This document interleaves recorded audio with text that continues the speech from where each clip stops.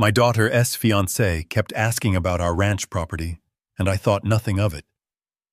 During the wedding, as she stood at the altar about to say, "I do," she handed me a note from her bouquet that said, "Dad, help me." I stood up and I lit a match that would burn our entire lives to the ground. If you are listening to this, please like and subscribe to follow our journey. My name is Jackson Wilder. I am 68 years old, and I have spent my life reading the land and reading people, but I never misread a man as badly as I misread Brett Anderson. The pipe organ in the old Seattle cathedral wasn't playing a wedding march. It sounded more like a funeral dirge, deep and vibrating against my ribcage. The air inside was thick with the scent of expensive lilies and even more expensive perfume, but all I could smell was the cold sweat emanating from my daughter. I had my arm linked through hers, walking her down the long aisle, and she wasn't just trembling, she was vibrating. It was a tremor that went all the way from her satin heels up to the lace veil covering her face. People whispered as we passed, commenting on how beautiful the ceremony was, how perfect the couple looked. They saw a fairy tale. I saw a girl walking toward a guillotine. Lily has always been the tough one. She grew up on our ranch in Montana breaking horses before she could drive a car. She is an accountant, sharp with numbers and even sharper with her tongue.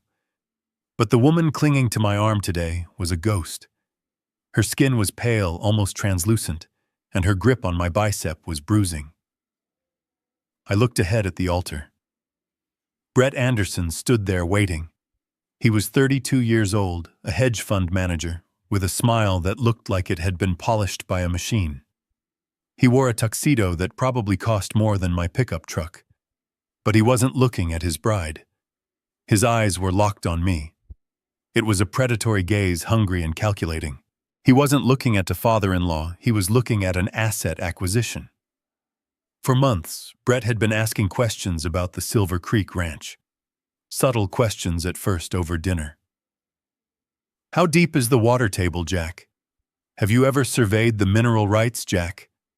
I brushed them off, thinking he was just a city boy, fascinated by the cowboy lifestyle. I was an old fool. We reached the altar. The music swelled and then cut out, leaving a silence that felt heavy enough to crush bones. I went to step back to hand my daughter over to this man, but Lily didn't let go. Her fingers dug into my suit jacket. The priest, a man with a voice like gravel, began the ceremony. Who gives this woman to be married to this man? It was the cue.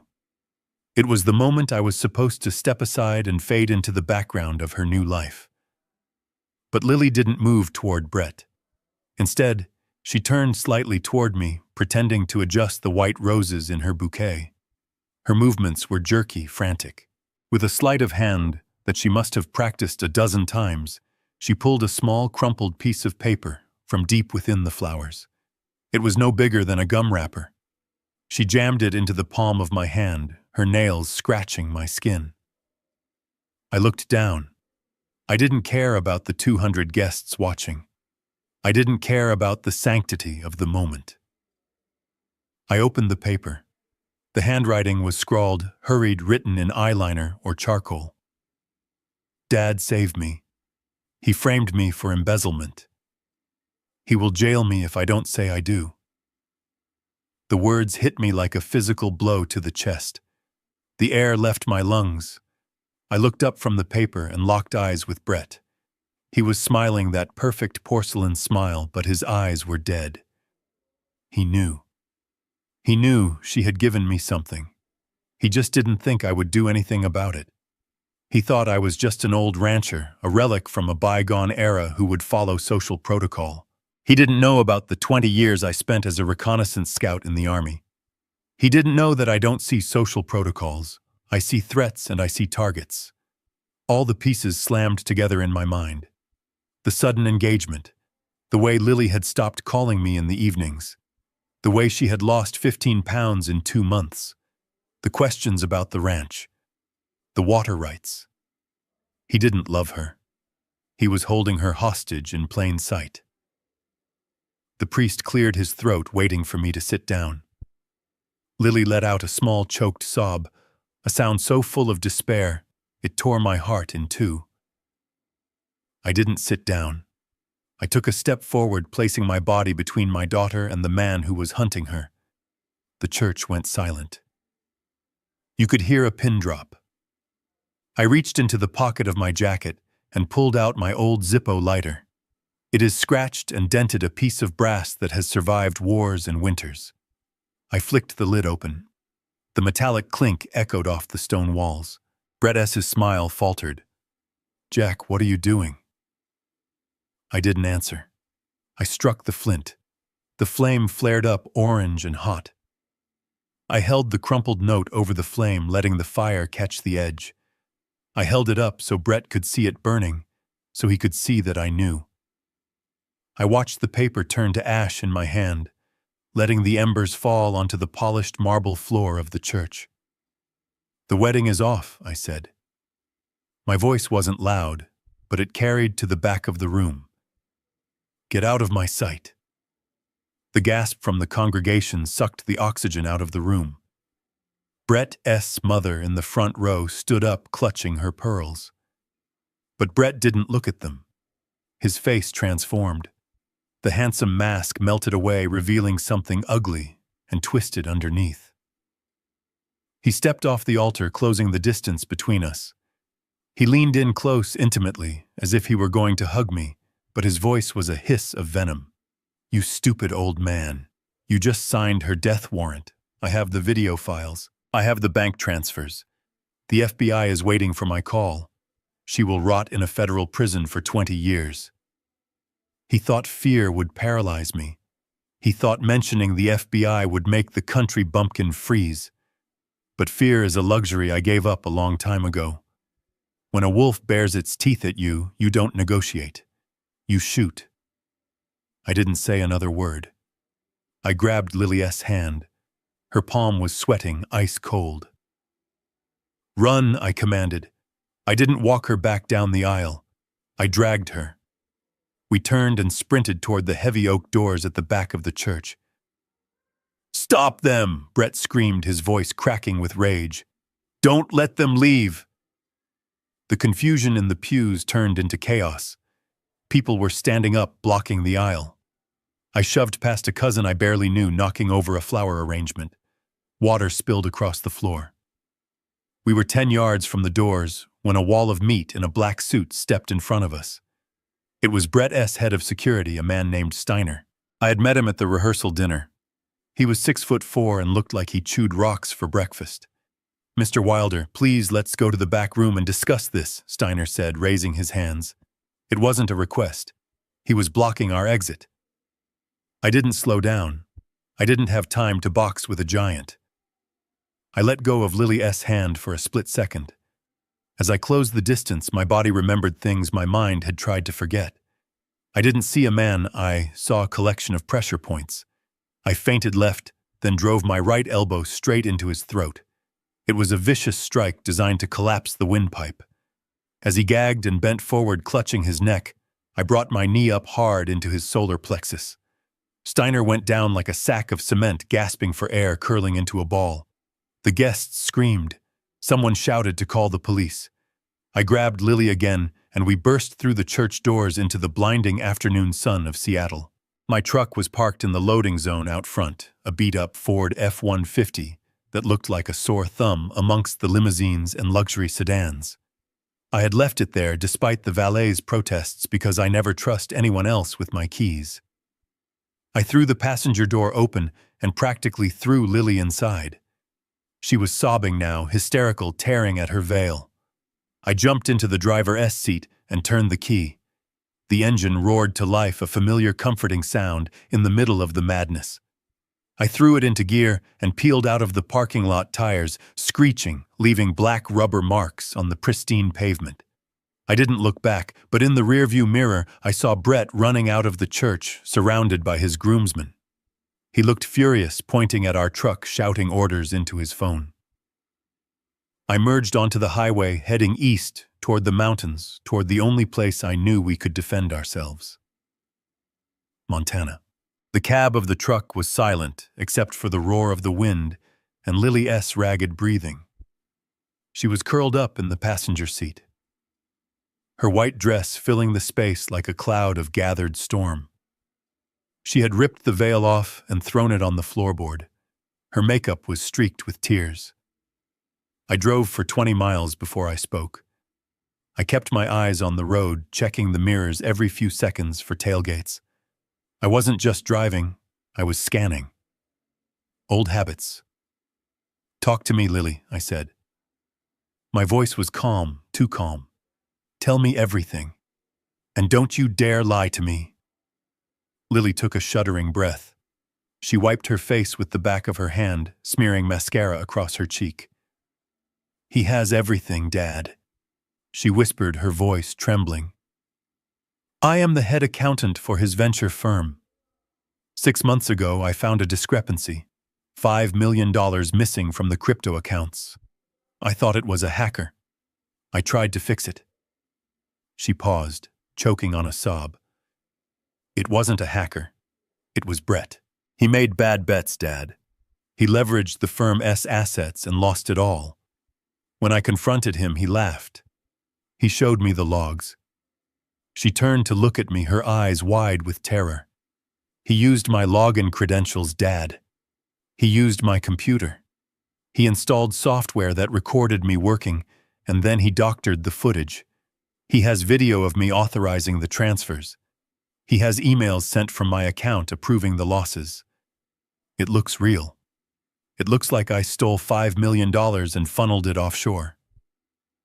I gripped the steering wheel until my knuckles turned white. It was a classic frame job, but executed with high-level sophistication. Brett wasn't just a thief, he was a sociopath. "Why the marriage?" I asked. "Why the ranch?" "Because he needs the money back," Lily said. "The investors are asking questions.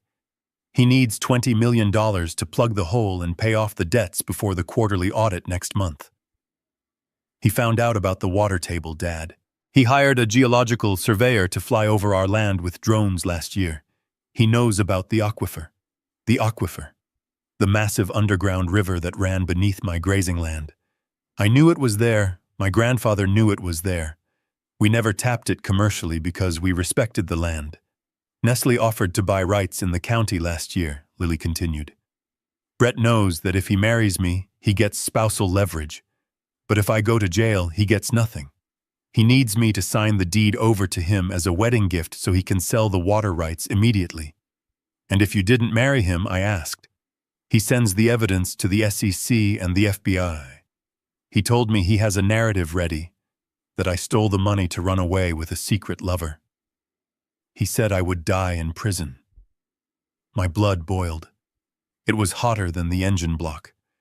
This man hadn't just threatened my daughter, he had enslaved her. He had turned her own competence against her, twisting her life into a knot she couldn't untie. Just then, my phone buzzed on the dashboard. It wasn't a call. It was a notification. A video message. I didn't want to look, but I had to. I handed the phone to Lily. "Open it." She swiped the screen and let out a scream that I will never forget. It was a video of Lily sitting at her desk in her office late at night, typing on her computer. In the video, she looks nervous, guilty. The audio is crisp. You can hear her muttering, "I hope this works. I hope nobody finds out." "That's not real," Lily screamed. "I never said that." He spliced it. He took audio from when I was planning your surprise birthday party last year and mixed it with the video of me trying to fix the accounts. A text message followed the video. "You have 48 hours, Jack. Sign the ranch over to me, or I release this video to the federal prosecutor. I also have a little insurance policy on the truck brakes. Hope you checked them." I tapped the brakes instantly. They felt soft, spongy. "Hold on," I shouted. I downshifted hard, forcing the transmission to slow the truck down. The engine screamed, RPMs redlining. We were coming up on a curve. I pumped the brakes. Nothing. The pedal went to the floor. He had cut the line. He had tried to kill us before we even left the city. I grabbed the emergency brake lever. "Lily, get down." I yanked the brake and cranked the wheel toward the runaway truck ramp on the side of the pass. The truck fish-bailed tires, screaming smoke billowing from the rear. We hit the gravel ramp hard. The truck bucked and bounced, gravel spraying like bullets against the undercarriage. We ground to a halt, buried up to the axles in deep gravel dust, choking the air. Silence returned to the cab. We were alive. I looked at Lily. She wasn't crying anymore. She was staring at the dashboard with the cold, 1,000-yard stare of a soldier who has just realized the war has started. I unbuckled my seatbelt and reached under the seat, pulling out my emergency kit and a heavy tire iron.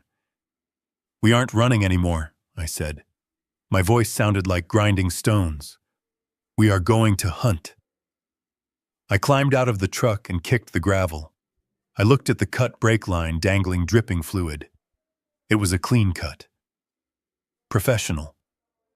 I took a deep breath of the mountain air. It smelled like pine and gasoline. I pulled my phone out and dialed a number I hadn't called in 10 years. It rang twice. "Parnell," I said when the line opened. Jack, the voice on the other end, was raspy like old parchment. "You sound like you are in trouble. I need a lawyer, Parnell, but not a courtroom lawyer. I need a wartime lawyer. And I need Gus. Tell him to bring his toys." I hung up. I walked back to the passenger side and opened the door for my daughter. "Get out, Lily. We have to walk to the nearest town." She looked at me, her wedding dress ruined, stained with grease and dust. "What are we going to do, Dad? He has the evidence. He has the money. He has everything." I reached out and tore the hem of her dress so she could walk. "He has greed, Lily, and greed makes a man blind.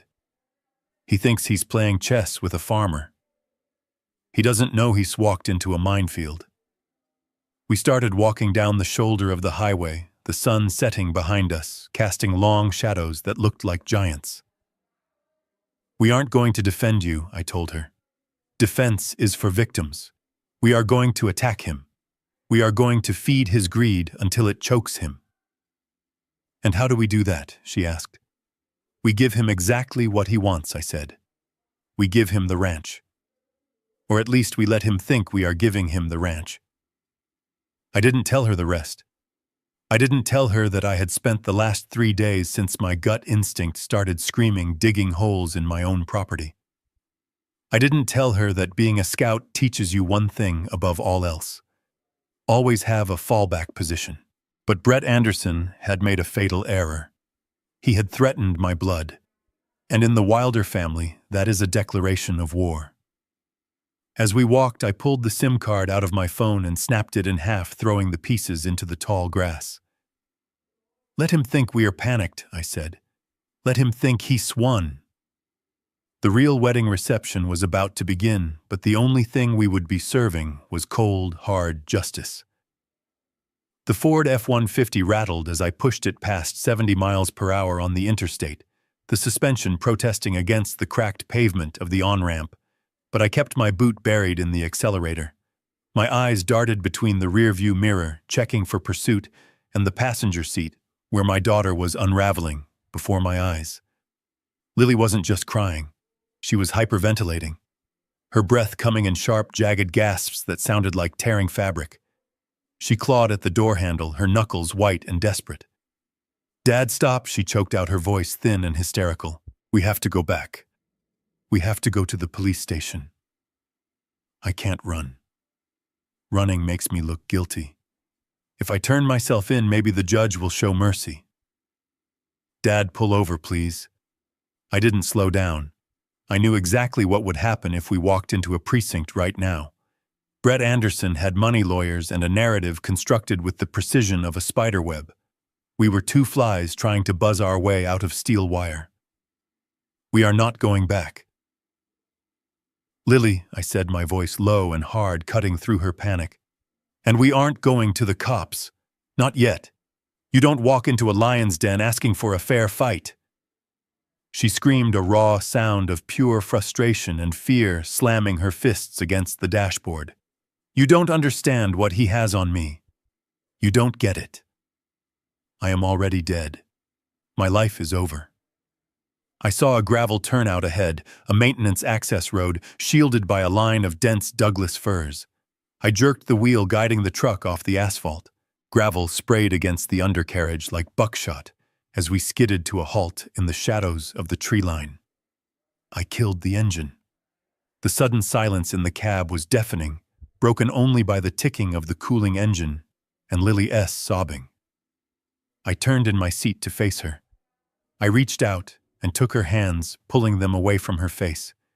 They were ice cold, trembling so violently they vibrated in my grip. "Look at me," I commanded. She raised her eyes.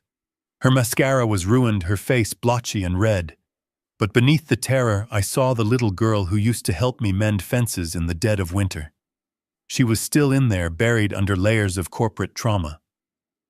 "Take a breath," I said. "Another one." "Good. Now I want you to tell me exactly how he did it. Not the short version.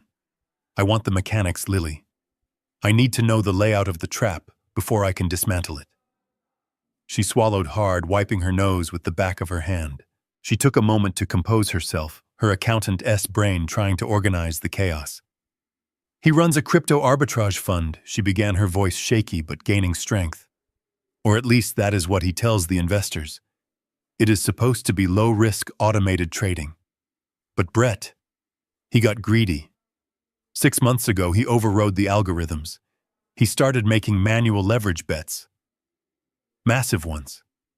He was betting on coins that didn't exist, trying to double the fund's value in a quarter to secure a spot on the Forbes list." I listened, watching her eyes.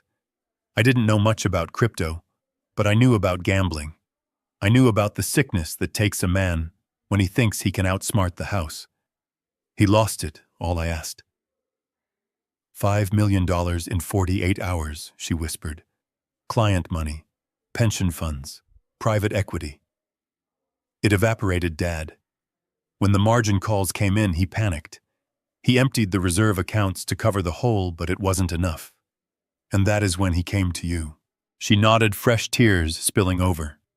"He called me into his office at midnight on a Tuesday. He was crying, Dad. He put on this whole show. He told me it was a glitch, a software error. He said we just needed to move funds around internally to balance the ledgers before the morning audit. He said if we didn't, the firm would collapse and everyone would lose their jobs. He begged me to help him fix the coding error." I squeezed her hands. "And you signed the transfers." "He made me use my digital key," she said, looking down at her lap. "But it wasn't just that. He recorded it, Dad. He had a hidden camera installed in the ceiling smoke detector directly above my workstation. And he had another one on the bookshelf." She shuddered, the memory clearly visceral and violating. "He stood over my shoulder while I did it. He was dictating the amounts, telling me which shell accounts to route the money through. But in the video footage he showed me later, he edited himself out. He cropped the frame. He scrubbed the audio." I felt a cold rage settle in my gut. This wasn't a crime of passion. This was architectural. "So the video just shows you," I said, my jaw tight. "It shows me logging in with my admin credentials," she said. "It shows me bypassing the security protocols. It shows me executing the wire transfers to offshore accounts in the Cayman Islands. And because he scrubbed the audio, it looks like I am doing it silently. Focused. Calculated. He even used deepfake software to alter my facial expression. In the video, I look smug. I look like I am enjoying it." She looked up at me, her eyes wide with the horror of it. "He created a digital ghost of me, Dad. A version of me that is a master thief. And then he planted the seed money. He transferred $10,000 into my personal savings account the next day, labeled consulting bonus. It looks like a kickback. It looks like I took a cut of the stolen money. It was a masterclass in framing. He had the digital footprint, the video evidence, and the money trail. Any prosecutor in the state would look at that package and offer her a plea deal for 15 years just to save the court's time." But why the ranch? Lily, I asked, shifting the conversation to the ground I stood on. Why go through all this trouble to marry you just to get my land? 5 million is a lot of money, but Silver Creek is just dirt and cows to a man like him. Lily shook her head, a bitter laugh escaping her lips. It isn't just dirt, Dad. It is what is underneath it. She reached into the bodice of her ruined wedding dress and pulled out a small flash drive she had hidden there. He left his laptop open one night, she said. I was looking for evidence of the fraud, but I found the geological surveys instead. He hired a private survey team to fly drones over the county last year. They used ground-penetrating radar. I frowned. I know we have water. The creek never runs dry, even in August. It is an aquifer, Dad, she said, emphasizing the word. A massive one. It is a glacial deposit that runs deep under the bedrock of our northern pasture.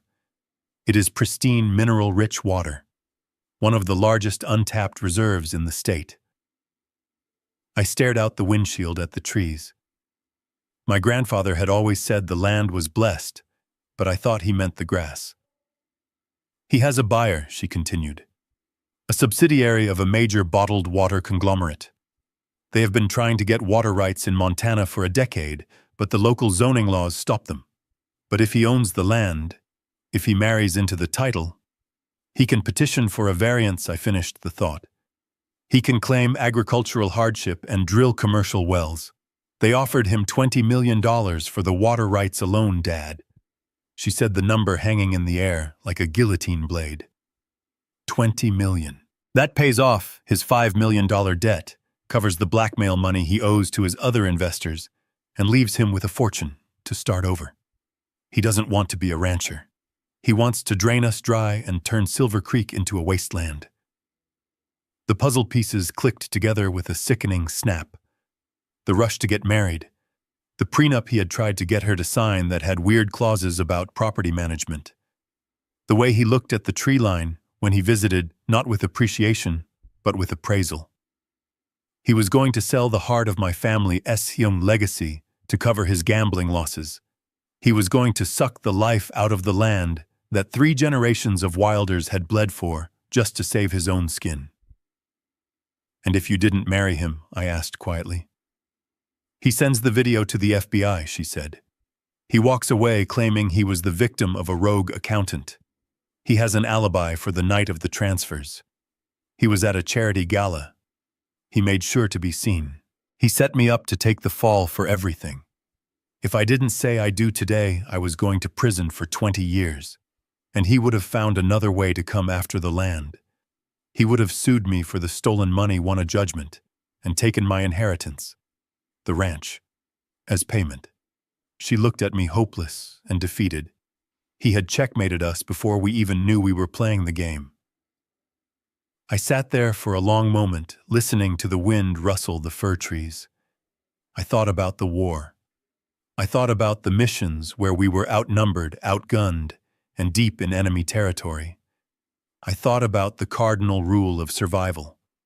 When you are caught in an ambush, you don't retreat. You assault through the kill zone.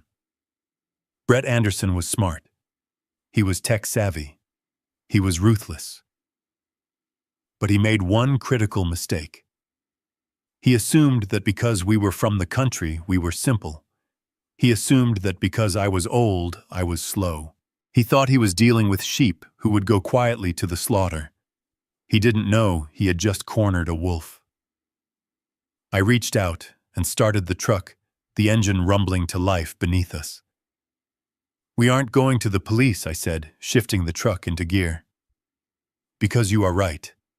They would believe the video. They would believe the suits and the money. Lily wiped her eyes. Then where are we going? We are going to change the game, I said, pulling back onto the road. He wants a war over the ranch. Fine. I am going to show him what happens when you try to steal land from a man who knows every rock, every cave, and every shadow on it.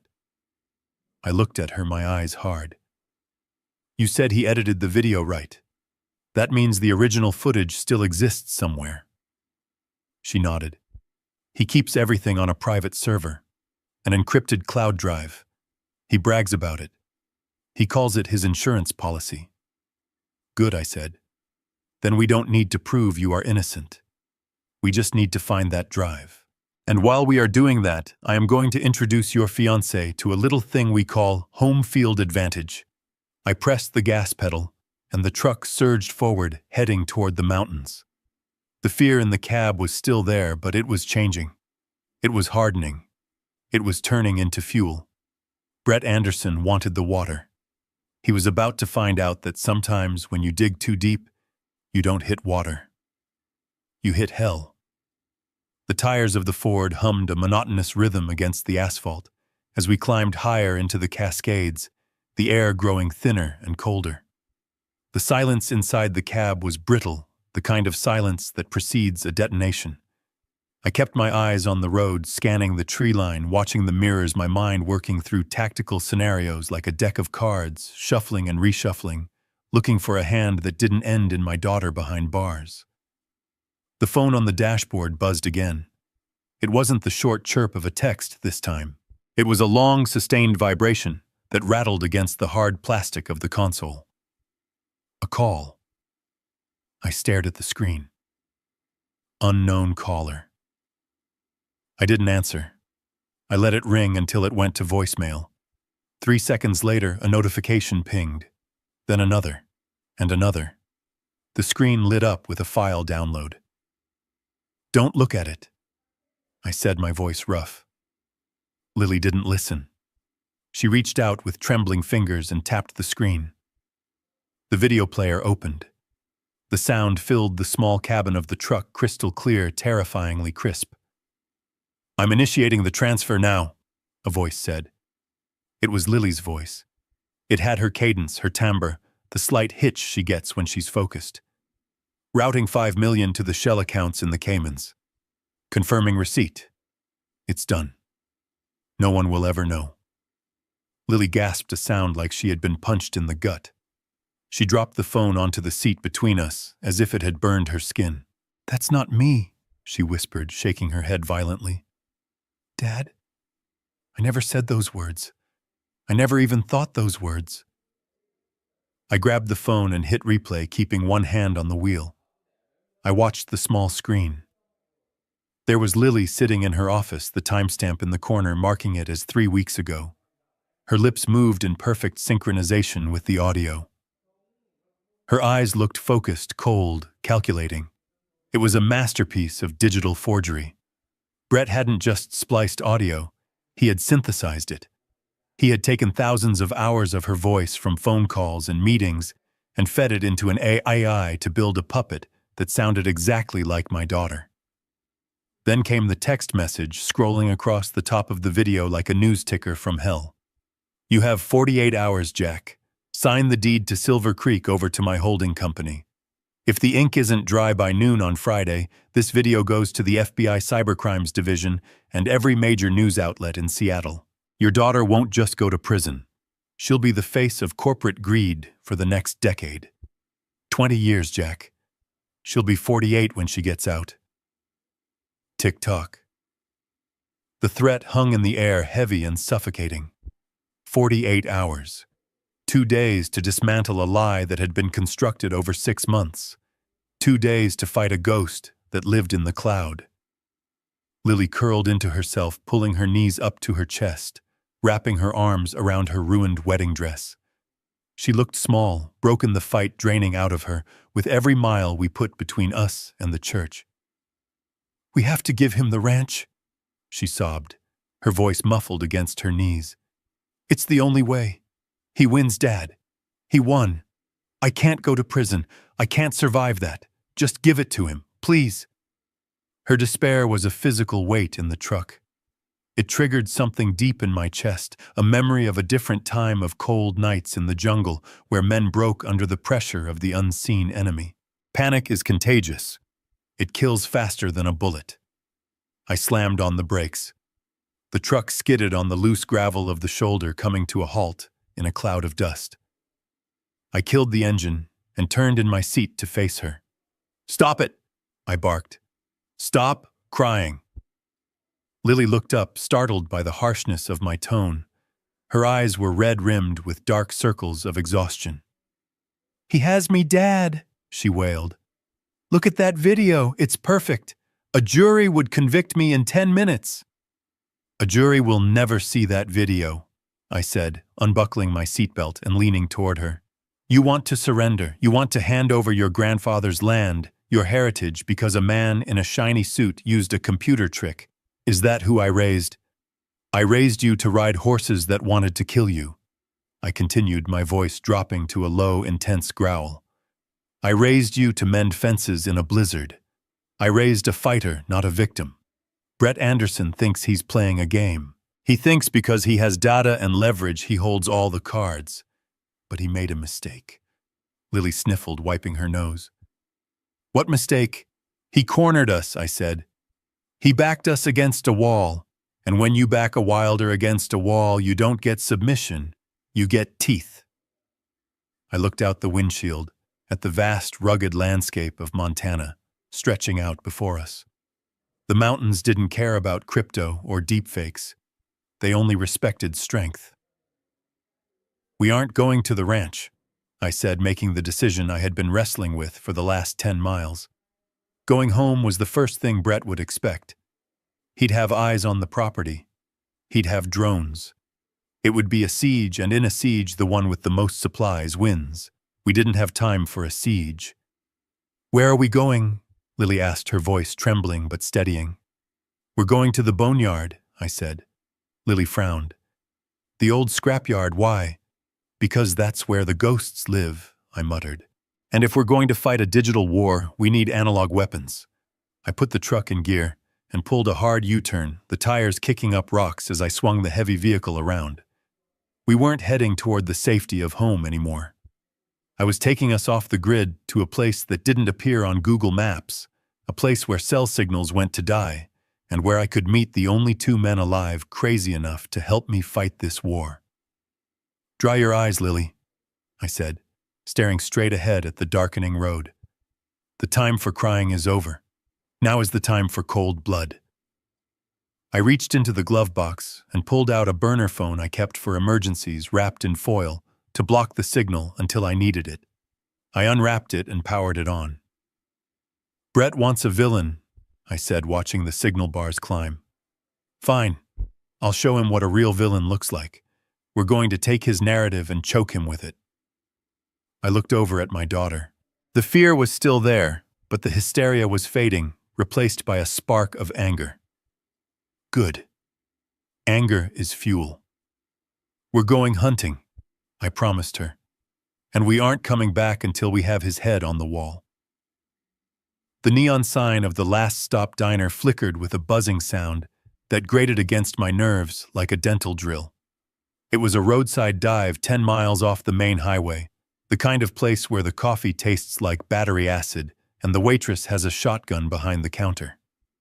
It was perfect. No cameras, no digital footprint, just grease dust and ghosts.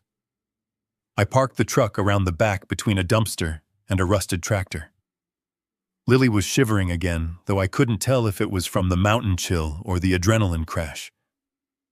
I handed her my coat. She pulled it tight around her shoulders, looking small and fragile against the backdrop of the encroaching night. Inside the diner was empty save for 2 men sitting in the corner booth, their faces illuminated by the harsh overhead light. Parnell hadn't changed much in the 5 years since I last saw him. He was 70, with a face that looked like a roadmap of every bad decision made on Wall Street in the last 40 years. He wore a suit that had cost a fortune 2 decades ago, but now looked slept in, the collar frayed, the tie loosened. He had been one of the sharpest corporate sharks in New York, until he grew a conscience, burned his bridges, and moved to Montana to drink cheap whiskey and sue insurance companies for sport. He hated bullies almost as much as I did. Across from him sat Gus. If Parnell was the brain, Gus was the eyes. He was a 65-year-old former intelligence operative who looked more like a retired plumber. He wore a flannel shirt and a baseball cap pulled low. On the table in front of him wasn't a plate of food, but a tangle of wires, a portable server, and a laptop that looked like it had been built out of spare parts from a tank. "Gentlemen," I said, sliding into the booth. Parnell looked up, his eyes bloodshot, but razor-sharp. "Jack, you look like hell. And you brought a bride." He nodded at Lily. "I assume the wedding cake was disappointing." "This is Lily," I said, "and we have a problem that requires a sledgehammer, not a scalpel." I laid it out for them. The crypto fraud, the deepfake video, the threat against the ranch, the 48-hour deadline. Parnell listened without blinking, his fingers drumming a silent rhythm on the Formica table. Gus didn't look up. He just extended a hand toward Lily. "Give me the device," he grunted. Lily handed over her laptop and her phone. Gus plugged them into his rig, his fingers flying across his keyboard with a speed that defied the arthritis I knew he had in his knuckles. While Gus worked, Parnell took a sip of black coffee and grimaced. "So let me get the legal landscape straight," he said, his voice gravelly. "This Anderson character has fabricated a perfect frame job. He has chain of custody on the digital evidence, he has a motive established for your daughter, and he has leverage over the property. Legally speaking, Jack, he has you in a chokehold. If you go to the authorities, the burden of proof is on you to prove the video is fake, and by the time the forensics come back, Lily will be arraigned, and the ranch will be tied up in litigation for a decade." "That is why we aren't going to court," I said. "We are going to make him sign a deal he doesn't understand." Parnell smiled, a wolfish baring of yellowed teeth. "I love it when you get biblical, Jack. What is the play?" Before I could answer, Gus slammed his hand down on the table. "Got him," he growled. He turned his thick laptop around so we could see the screen. Lines of code were cascading down the monitor like green rain. "Your daughter didn't just get framed," Gus said, pointing at a string of text. "She got owned." He installed a kernel-level keylogger on her machine 6 months ago. It is military grade. It records every keystroke, every password, every mouse click. But it goes deeper. It grants remote administrative access. He didn't just record her screen. He could control it. He could move the mouse, open files, and execute commands while she was sleeping, and the system logs would show it coming from her physical machine. Lily covered her mouth, a fresh wave of horror washing over her. He was watching me. The whole time. Even when I was writing in my journal. Even when I was banking. "It validates your story," Parnell noted. "But it is not enough to clear you. A good lawyer would argue you installed it yourself to create an alibi." Gus wasn't done. He was digging deeper, his eyes scanning the data packets he was stripping from the spyware's outgoing signal. "Wait," Gus muttered. "The spyware isn't just sending data to his server. It is syncing with a cloud account. A backup." He tapped a few keys, bypassing the encryption with a brute force script he must have written himself. A file directory popped up on the screen. "I am in his personal cloud," Gus said. "He is arrogant. He used the same password for his illegal spyware as he did for his personal Dropbox. Sloppy." Gus opened a folder labeled Contingencies. Inside were PDF files, dozens of them. Gus clicked on the most recent one, dated 6 months prior. The color drained from my face as I read the header. It was a life insurance policy. A massive one. $10 million on Jackson Wilder. $10 million on Lily Wilder. The beneficiary was a holding company registered in Delaware. Gus clicked another file. It was a policy rider. Double indemnity for accidental death. The silence in the diner was absolute. The hum of the refrigerator seemed to vanish. I looked at the document, reading the fine print. The policy had been taken out right after Lily and Brett got engaged. He had forged our signatures. "He isn't just stealing the ranch," Parnell whispered, his voice devoid of its usual cynicism. "This isn't just extortion, Jack. This is a kill list." I looked at Lily. She was staring at the screen, her eyes wide and vacant. She had thought she was marrying a man who loved her. Then she thought she was marrying a thief. Now she realized she had been sleeping next to her executioner. He was never going to let you go to prison, I said, the realization settling in my gut like a stone. Prison is messy. Trials are public. If you went to prison, you could talk. You could cut a deal. I looked at Parnell. He needs the ranch to cover his debts. I continued, my mind racing, connecting the dots. But once he gets the title, once he sells the water rights, we become loose ends. Parnell nodded slowly. He takes the ranch on Friday. He stages an accident on Saturday. A gas leak. A car crash on these icy mountain roads.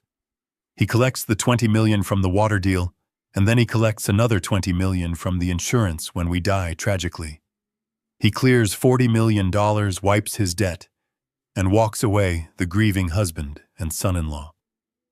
I stood up and walked to the window, looking out at the darkness.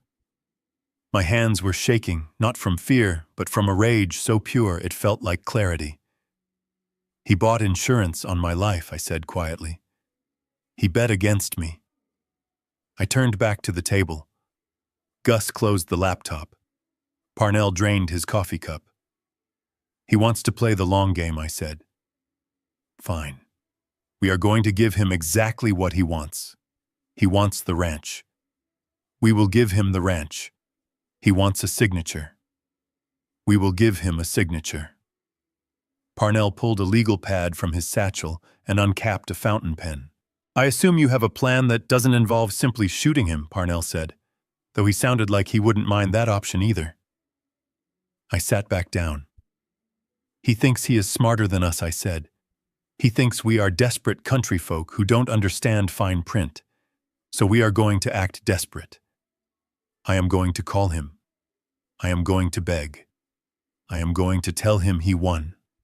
I am going to invite him to the ranch to sign the papers.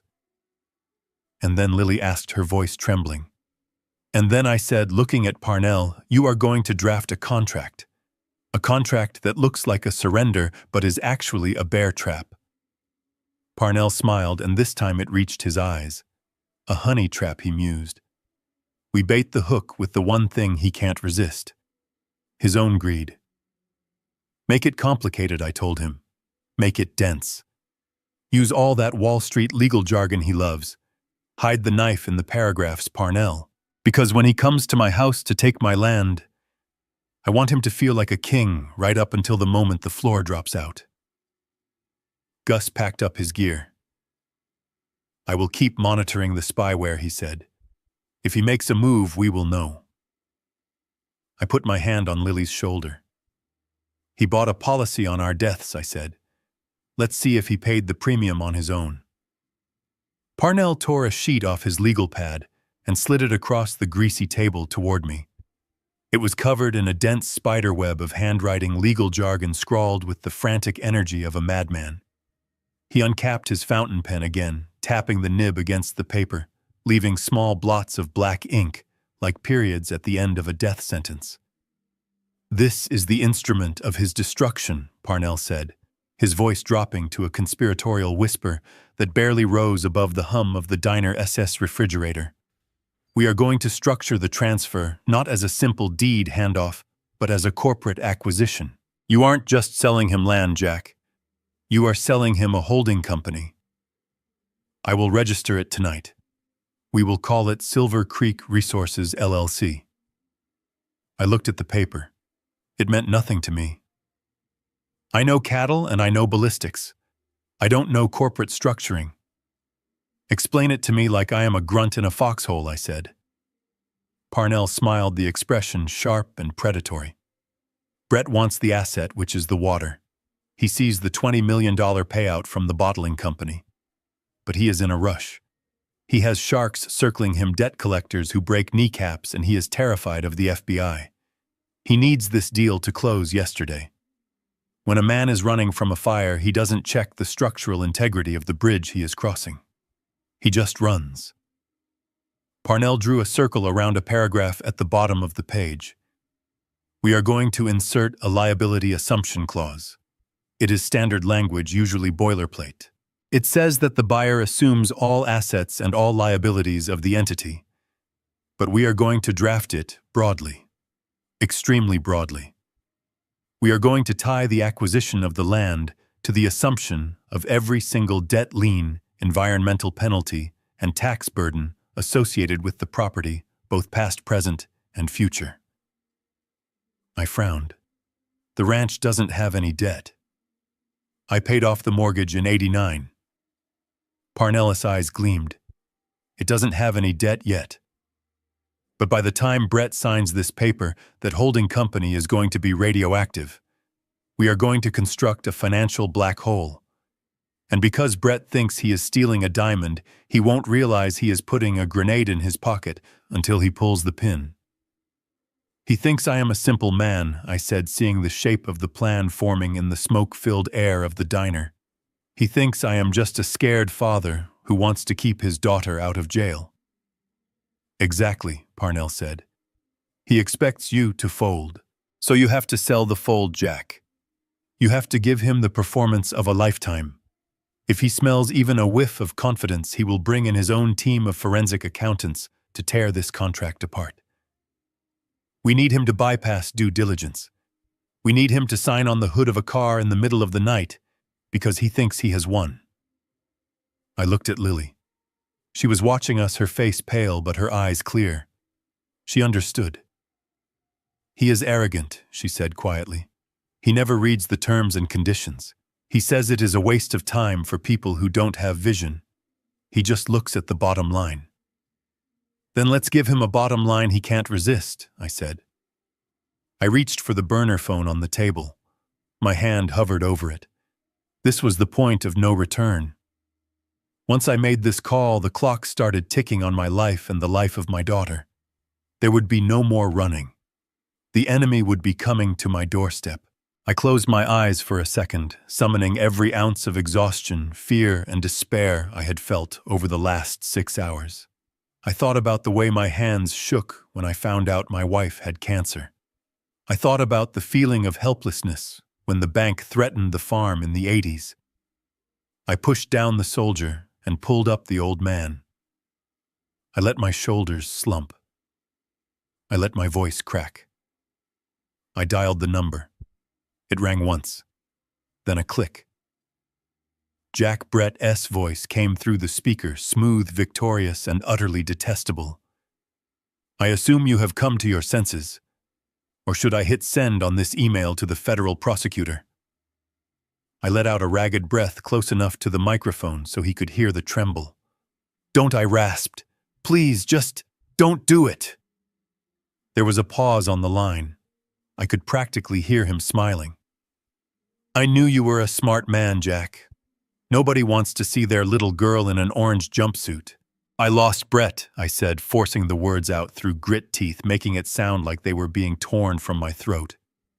You win. I can't fight you. I can't fight the computers. I just want my daughter to be safe. She will be perfectly safe, Brett said, his tone shifting to that of a benevolent king granting mercy to a peasant. As long as I get what is mine. I will sign, I said. I will give you the ranch, the water, everything. Just promise me you will delete the video. Promise me you will leave us alone. I am a man of my word, Jack, he lied. Get the deed ready. I will send a courier in the morning. No, I interrupted, injecting a note of panic into my voice. Not a courier. I don't trust couriers. I don't trust lawyers. I want you to look me in the eye when I sign my life away. I want to see you delete that file. Jack, I am a busy man. Please, I begged. If I am going to lose my family's legacy, I need to know it is over. Come to the ranch. Tonight. Bring the papers. Bring whatever you want. Just end this. I waited. The silence stretched out taut as a bowstring. He was weighing it. He was evaluating the risk. But Parnell was right. His ego was the variable that tipped the scale. He wanted to see me broken. He wanted to stand on my porch and look out over the land he had conquered and know that he had taken it from me face to face. Fine, Brett said. Tonight. I will bring my legal counsel to notarize. If you try anything, Jack. If I see one cop. No cops, I said quickly. Just us. I am too old for this fight, Brett. I just want to sleep. Midnight, he said. And have some good whiskey ready. We should toast to new management. The line went dead. I set the phone down on the table. The trembling in my hands stopped instantly. I straightened my spine, the years lifting off me like a heavy coat. The defeated old man vanished, replaced by the predator I had kept caged for 30 years. He is coming, I said to the room. Parnell was already writing furiously again, drafting the document that would serve as the jaws of our trap. He is bringing a lawyer, I noted. Parnell didn't look up. Let him. At midnight in a snowstorm on a mountain, lawyers get sloppy. They get cold. They want to go home. And I am going to bury the poison pill so deep in subsection C of the liability addendum that he would need an electron microscope to find it. I looked at Gus. Can you get us back into the house without tripping the alarms he might be watching? Gus scoffed. I built the alarms, Jack. We will be ghosts. I stood up and put my coat on. We have 4 hours, I said. Lily, you stay with Gus. Parnell, you finish that paperwork and meet us at the main gate at 11:30. Where are you going, Dad? Lily asked, anxiety creeping back into her voice. I am going to prepare the house, I said. Brett wants a show. I am going to make sure the stage is set. And I need to move some things. If he is assuming the assets of the ranch, I need to make sure he assumes all of them. I walked out of the diner into the biting cold of the night air. The wind was picking up, howling down from the peaks. A storm was coming. A real Montana blizzard. It was perfect. Nature was providing the cover. I climbed into the truck and checked the chamber of the shotgun in the rack. Empty, good. We weren't going to kill him with bullets. That would be too easy. We were going to kill him with ink. I drove toward the darkness of Silver Creek, my mind already walking through the rooms of my house, visualizing the encounter. I knew exactly where I would sit. I knew exactly which bottle of whiskey I would pour. It was the cheap stuff, the kind that burns on the way down. Fitting. Brett Anderson was coming to collect his prize. He didn't know that the prize was rigged to blow. He thought he was walking into a surrender. He was walking into a slaughterhouse, and he was the cattle. The wind howling down from the Absaroka Range sounded like a freight train derailing against the side of the house. It was a proper Montana blizzard, the kind that buries fences and freezes diesel in the fuel lines. Inside the ranch house, the air was still and heavy, smelling of old pine and the cheap whiskey I had set out on the kitchen island. I sat in my armchair, the leather cracked and worn from 30 years of use, and watched the snow whip past the window pane. Lily sat on the sofa, her hands clasped so tightly in her lap her knuckles were white. She looked terrified, which was good. She needed to look terrified. Headlights cut through the swirling white darkness outside, sweeping across the walls of the living room like searchlights. There were 2 vehicles. Big black SUVs with city tires that were struggling for grip on the icy gravel of my driveway. They pulled up right to the porch steps, engines idling, exhaust pumping gray clouds into the storm. Showtime, I whispered. I stood up deliberately, letting my knees pop and my back hunch. I let my hands dangle at my sides, introducing a subtle, rhythmic tremor that I had seen in old men at the VA hospital. I wasn't Jackson Wilder scout sniper anymore. I was Jack, the defeated old rancher who had lost his fight.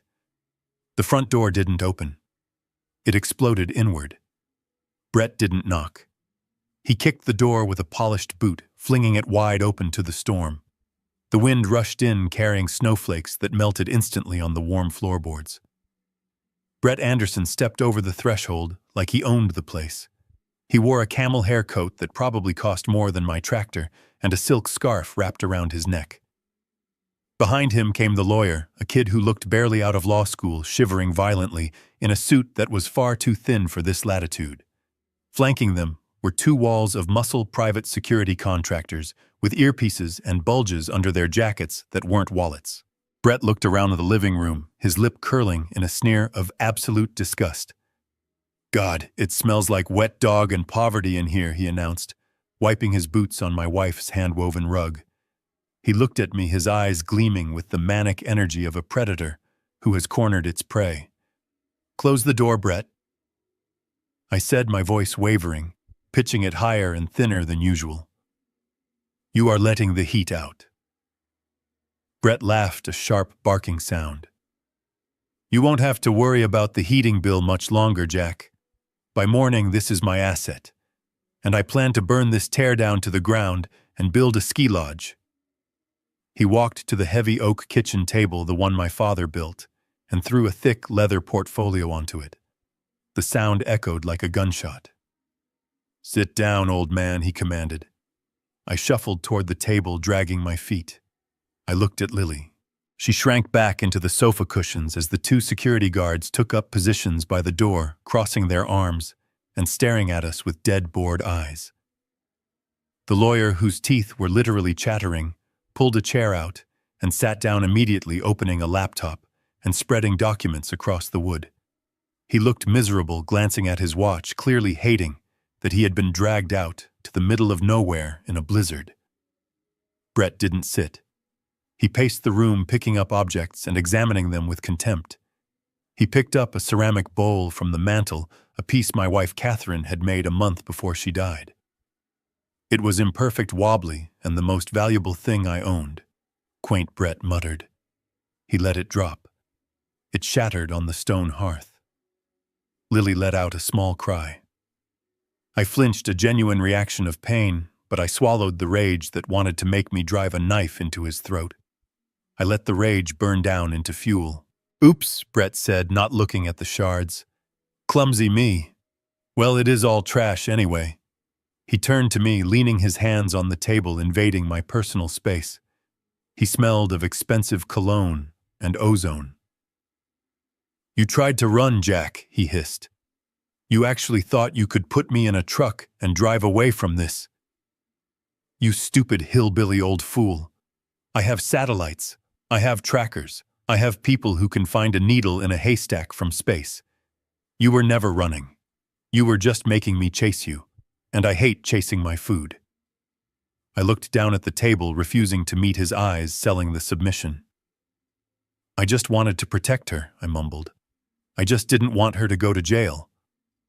She is a moron, Jack Brett said, gesturing carelessly at Lily. A useful idiot. She was a terrible accountant and an even worse fiancé. The only thing she had of value was her last name and the deed to this dirt pile. He snapped his fingers at the lawyer. Give him the pen. Let's get this over with. I have a flight to Aspen in the morning, and I want to be out of this frozen hellhole within the hour. The lawyer slid a heavy fountain pen across the table.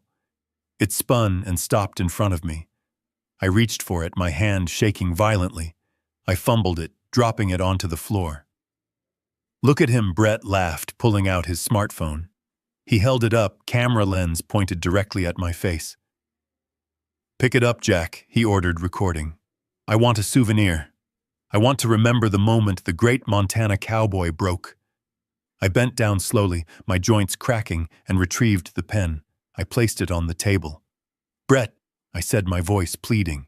Before I sign, can we have a drink, a toast, to show there are no hard feelings? I don't want you to hurt her after this. I want to make peace, ma chum. Brett lowered the phone slightly, a cruel amusement dancing in his eyes. You want to toast me after I stole your daughter Aya's life and your land? I nodded, hanging my head. You won, I said. You beat me. I respect a man who can beat me. It is the way of the world. The strong eat the weak. This fed his ego like gasoline on a fire. He puffed up his chest, expanding. He loved this. He loved the philosophy of dominance. Fine, he said. Pour the drink, but make it quick. I went to the counter where the bottle of rot-gut whiskey sat next to 3 glasses. I poured, my hand shaking so much that amber liquid splashed onto the wood. I filled 2 glasses and brought them back to the table. I handed one to Brett. He took it, swirling the liquid, sniffing it with a wrinkled nose. Cheap swill, he sneered. Fitting. He raised the phone again, hitting record. Say it, Jack, he commanded. Say I surrender. Say, you are the better man, Brett. I looked into the black eye of the camera lens. I let my lip tremble. I let a tear leak out of my eye. I surrender, I whispered. You are the better man, Brett. He grinned a wolfish baring of teeth. That is going on Instagram, he said. He knocked back the whiskey in one gulp and slammed the glass down. Now sign the damn papers. The lawyer pushed the stack of documents toward me. It was thick, 100 pages of legal density. This is the transfer of deed for the Silver Creek property, encompassing all surface and subsurface rights. The lawyer droned, his voice nasal and bored. It also includes a power of attorney transfer for Lily Wilder, granting Mr. Anderson full control over her assets to settle the outstanding alleged debts. I picked up the pen.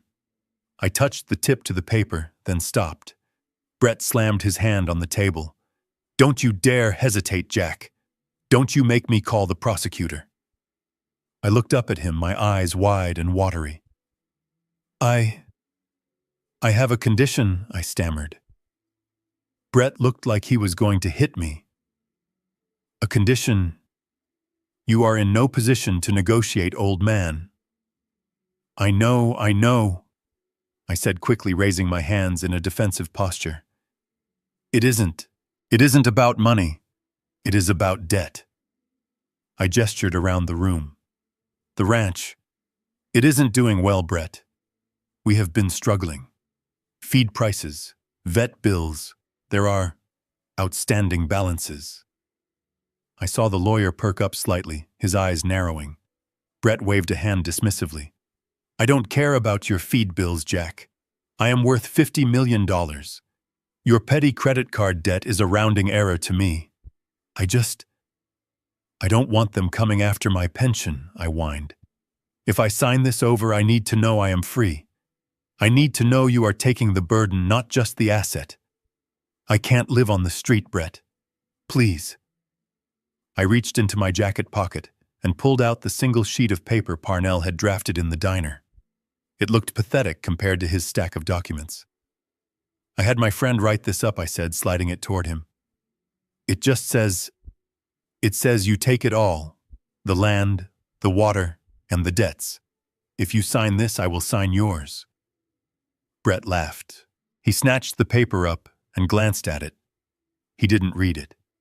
He scanned it. He saw the words transfer of liability and total assumption of assets. You want me to pay your bills? Brett mocked. Fine. Consider it charity. He tossed the paper to his lawyer. Read it. If it doesn't say I have to marry him, I don't care. The lawyer adjusted his glasses, his fingers numb with cold. He skimmed the document. It was dense, single-spaced, written in archaic legalese. He was freezing. He wanted to leave. He saw the broad strokes. It appears to be a standard indemnity clause, Mr. Anderson, the lawyer said, his teeth chattering. He just wants to ensure you assume the mortgage and operational costs. It essentially wraps the ranch into a corporate entity and transfers ownership of the entity to you. It is messy but harmless. Messy is fine, Brett said. He grabbed the pen from my hand. I will sign your little permission slip, Jack. And then you are going to sign over the kingdom. Brett scrawled his signature across the bottom of Parnell's document, with a flourish pressing hard enough to emboss the paper. He threw the pen back at me. Your turn. I took the pen. I looked at the deed. I looked at Lily. She was watching me, her breath held. I bent over the paper. My hand stopped shaking. I signed my name. Jackson T. Wilder. Done, Brett crowed, snatching the papers away before the ink was dry. He handed them to the lawyer. Notarize it. Seal it. It is ours. The lawyer stamped the documents. The sound was final. A gavel strike. Brett picked up the folder and held it to his chest like a holy relic. He looked down at me, his eyes shining with triumph. You know, Jack, he said, leaning in close, I almost feel bad for you. You spent your whole life working this dirt, and I took it from you in 10 minutes with a laptop and a smile. He turned to his security guards. Pack it up. We are leaving. He walked toward the door, stepping over the shattered remains of my wife's bowl. He paused at the threshold and looked back at Lily. You can keep the dress, honey, he sneered. You are going to need something to wear to your bankruptcy hearing.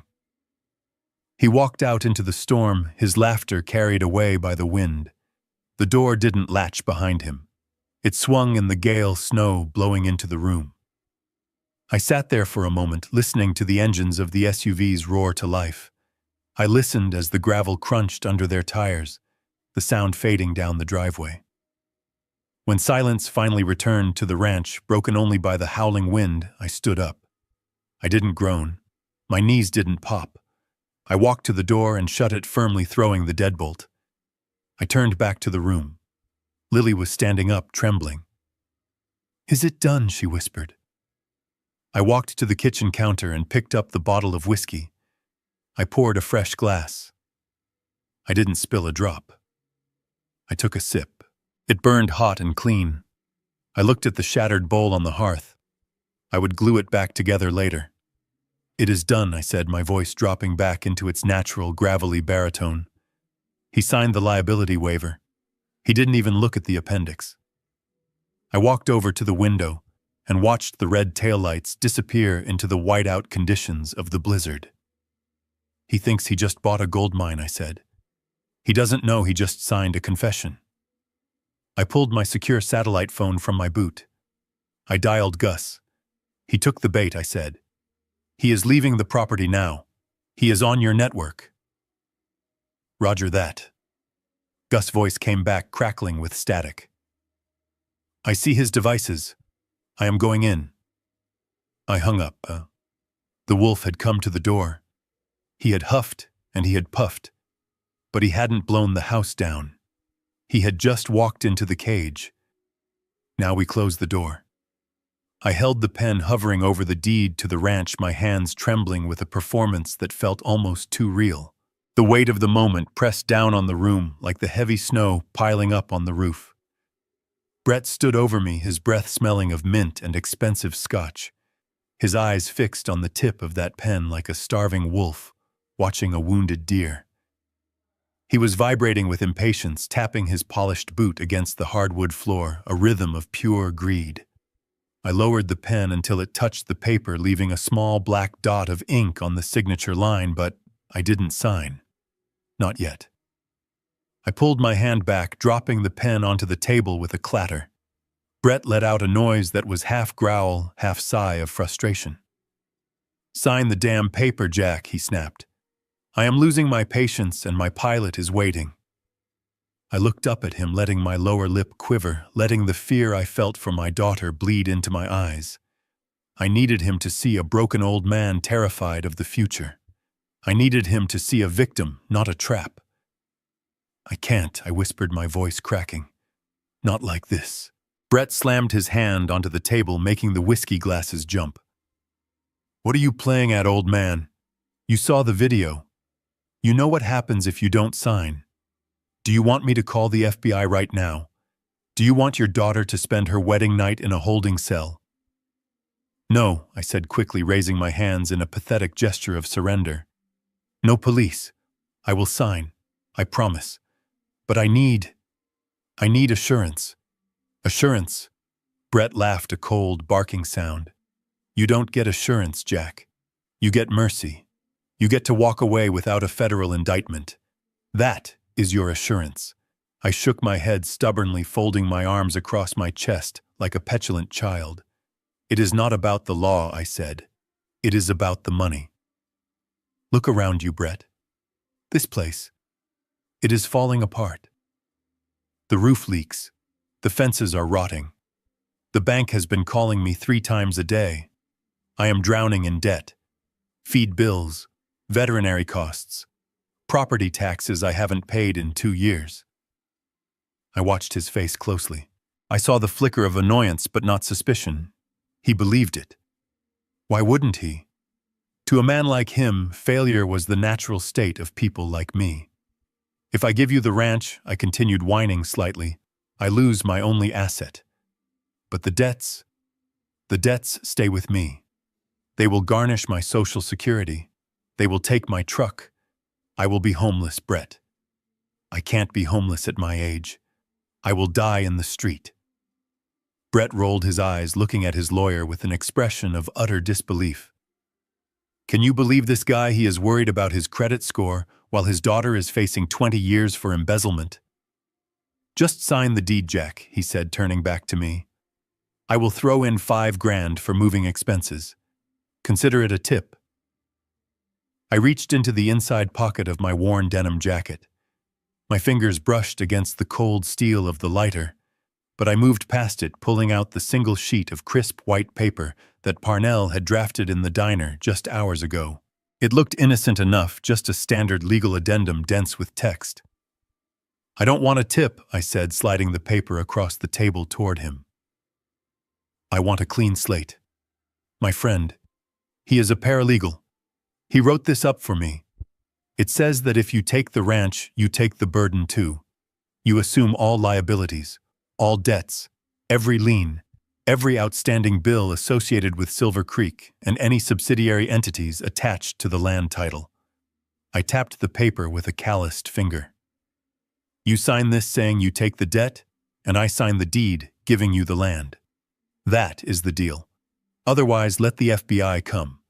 I would rather visit my daughter in prison than freeze to death under a bridge because the bank took my pension.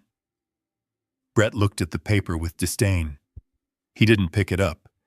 He just glanced at the header, which read in bold letters, Transfer of Liability and Assumption of Fiscal Responsibility. You want me to pay your credit cards, Brett sneered. You want me to cover your bad management.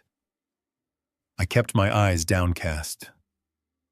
I want to be free, I mumbled. You are rich, Brett. A few $1,000s of ranch debt is nothing to you. It is everything to me. Brett looked at his lawyer, who was shivering uncontrollably in the corner, hugging his thin briefcase to his chest. Check it, Brett ordered, waving a hand at the paper. See if it compromises the water rights. That is all I care about. The lawyer stepped forward, his teeth chattering audibly. He picked up Parnell's document, adjusting his glasses. I held my breath. This was the moment. This was the razor's edge. If the lawyer was good, if he was thorough, he would see the trap. He would see that the definition of liabilities was drafted so broadly it included things that didn't even exist on paper yet. He would see the reference to the shell company, Silver Creek Resources, LLC, which Parnell had just registered and loaded with a toxic asset. But the lawyer was cold. He was tired, and he was dealing with a client who had made it clear that speed was more important than diligence. He skimmed the text, his eyes darting over the paragraphs. He saw standard indemnity clauses. He saw language about mortgage assumptions and tax liens. He saw a scared old man trying to dump his bad bookkeeping onto a billionaire. It looks like a standard hold harmless agreement, Mr. Anderson, the lawyer said, sniffing and wiping his nose. He is just transferring the operational debt to the new owner. It wraps the property into a corporate shell to protect him from creditors. Honestly, it saves us the trouble of evicting him later for non-payment. It is clean. Are the water rights secure? Brett asked, staring at me. The lawyer flipped to the second page, glancing at the appendix where the real poison lay hidden in font size 8. He didn't read it. He just saw the words, mineral and subsurface rights included. Yes, sir, the lawyer confirmed. You get everything below the grass. That was all Brett needed to hear. Greed is a blinder more effective than any hood. He saw $20 million in bottled water contracts. He saw his gambling debts vanishing. He saw victory. He didn't see the cliff he was stepping off. Fine, Brett spat. Give me the pen. I pushed the pen toward him along with the liability contract. My heart was hammering against my ribs, a slow, heavy rhythm. You sign first, I said. Show me you mean it. Brett grabbed the pen with a violent motion. He scrawled his signature across the bottom of Parnell SS document, pressing so hard he nearly tore the paper. He didn't even look at the text above his hand. He just signed his name on the death warrant of his own future. He threw the pen back at me. It bounced off my chest and clattered onto the table. "There," he said, his voice dripping with contempt. "I just bought your debt. I own your mistakes now, Jack. Happy." I picked up the pen. It felt warm from his hand. I looked at the liability contract, seeing his signature sharp and jagged in blue ink. It was done. The trap was sprung. Now all I had to do was bait the hook. I pulled the deed toward me, the document that would transfer my family's legacy, the land my grandfather homesteaded, to this monster. I hesitated one last time, letting the pen hover, and the video I asked, my voice barely a whisper. Brett pulled out his phone. He tapped the screen and turned it around so I could see. He navigated to the file with Lily's deepfake. He hit delete. Then he went to the trash folder and hit empty. "Gone," he said. Poof, like it never happened. "Now sign the paper before I change my mind and decide to ruin her anyway, just for sport." I looked at Lily. She was watching me, her eyes wide and terrified. She didn't know the full extent of the trap. She just saw her father signing away her home. I bent over the table. I put the pen to the paper. "I, Jackson T. Wilder, hereby transfer all right, title, and interest." I signed my name. It was a strong signature, the signature of a man who knows exactly what he is doing. Brett snatched the deed from under my hand the moment I lifted the pen. He held it up to the dim light of the chandelier, checking the signature as if he expected it to disappear in invisible ink. "Witness it," he barked at the lawyer. The lawyer pulled a notary stamp from his briefcase. He stamped the document next to my signature and signed his own name. The sound of the stamp hitting the paper echoed through the room like a gunshot. "It is done," the lawyer said, closing the folder. "The property is yours, Mr. Anderson." Brett let out a laugh that sounded more like a bark. He hugged the folder to his chest, looking around the room with a sense of ownership that made my skin crawl. Finally, he said. He walked over to me, invading my personal space again. He was close enough that I could see the pores in his skin, the arrogance etched into every line of his face.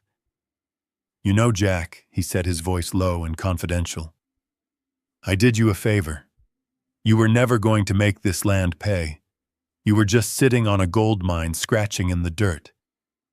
I am going to turn this place into something. I am going to drain every drop of water out of that aquifer, and I am going to bottle it and sell it to hipsters in Los Angeles for $5 a pint. And when the water is gone, I am going to pave the meadows and build condos." He smiled, a cruel twisting of his lips. "And I am going to name the septic tank after you." I stood there, taking it, letting him pour his venom. Every word he said was another nail in his coffin. "You are a businessman, Brett," I said, keeping my voice flat. "You saw value where I didn't." "That is right," he said, patting my cheek with a condescending tap. "That is why I live in a penthouse and you live, well, you don't live here anymore, do you?" He turned to his security guards. "Get them out." One of the guards stepped forward, his hand resting on his taser. "You heard the man." The guard grunted. "Time to go. Wait," Brett said, holding up a hand. "Not yet." He walked over to the mantel where a picture of my late wife sat in a silver frame. He picked it up, looking at her face. "She was a pretty woman," he said. "Shame she died married to a loser." He tossed the frame onto the sofa next to Lily. "Pack your trash," he said. "You have 10 minutes. Anything left in the house after that belongs to me. And I am just going to burn it in the yard." Lily grabbed the photo, clutching it to her chest. She stood up, her legs shaking. "Come on, Dad," she whispered. "Let's just go." I nodded slowly. I didn't look at Brett. I didn't want him to see the look in my eyes. I didn't want him to see the satisfaction. We grabbed the 2 duffel bags we had packed earlier. I took my coat from the rack. I put my hat on, pulling the brim low. We walked to the door. The wind was still howling outside, a banshee screaming in the night. I opened the door, and the cold hit us like a physical blow. Snow swirled into the room, dancing across the floorboards. Brett stood in the center of the room, the deed in one hand, a glass of my whiskey in the other. He looked like a king in his castle. "Don't come back, Jack," he called out as we stepped onto the porch. "If I see your truck on my road again, I will have you arrested for trespassing. And tell your daughter to update her resume. I hear fast food places are hiring." He laughed again, a sound that followed us out into the storm. I closed the door behind me. I heard the lock click. I walked down the steps, guiding Lily through the snow toward the truck. We didn't speak, we didn't look back. We climbed into the cab of the truck. It was freezing inside. I started the engine and let it idle for a moment, watching the windows of my house. I could see Brett's silhouette moving past the curtains. He was pacing, celebrating. He thought he had won the war. He thought he had stripped me of everything. He didn't know that the paper he had just signed, the one he had tossed carelessly into his briefcase alongside the deed, was a legally binding confession. He didn't know that by assuming the liabilities of Silver Creek Resources LLC, he had just personally guaranteed a debt that didn't exist an hour ago, but was about to become the heaviest anchor in the world. And he certainly didn't know that the water he was so desperate to sell, the water he had leveraged his entire life to acquire, was no longer for sale. I put the truck in gear and drove down the long driveway, the snow crunching under my tires. "He told us to get out," I said to Lily, my voice calm and steady in the darkness. "So we are going. But we aren't going far." I drove to the end of the property line where the county road met the highway. I pulled over and killed the lights. "Now," I said, reaching for my satellite phone. "We pull the trigger." I dialed Gus. "He signed," I said. "He is in the house. The Wi-Fi is active." "Copy that," Gus replied, his voice tinny in my ear. "I am in his cloud. I see the sync. He is uploading the deed scan." "Block it," I said, "and download the original video file. The unedited one." "Done," Gus said. "And Jack, you might want to tell Parnell to file that liability contract with the county clerk. The electronic portal opens in 5 minutes." "Do it," I said. I hung up the phone and looked back toward the ranch house, a tiny speck of light in the vast darkness of the blizzard. Brett Anderson was sitting by my fire drinking my whiskey, thinking he was the smartest man in the world. He was about to find out that in Montana, when you steal a man's horse, you better make sure you ride it far enough away that he can't walk you down. Because I was coming. And I was bringing the storm with me. The taillights of the black SUVs faded into the swirling white void of the blizzard, swallowed by the night like a bad memory. The rumble of their engines died away, replaced by the howling wind that rattled the window panes of the ranch house. I stood at the window for a long moment, watching the emptiness where my enemy had just been. Then I exhaled. It wasn't a sigh of defeat. It was the release of a breath I had been holding for 6 hours. I turned away from the glass. I rolled my shoulders, feeling the tension pop in my neck. I straightened my spine, letting the stoop of the defeated old man fall away. My hands, which had trembled so convincingly moments ago, were now steady as rock. I walked to the kitchen island and picked up the glass of whiskey I had poured for myself. I didn't sip it this time. I drank it down in one smooth swallow, letting the heat burn away the taste of the lies I had just told. Lily was still sitting on the sofa, clutching the picture frame to her chest. She looked at me, her eyes wide and wet, confusion warring with the terror that had become her constant companion. "Dad," she whispered, her voice barely audible over the wind. You signed it. You gave it to him.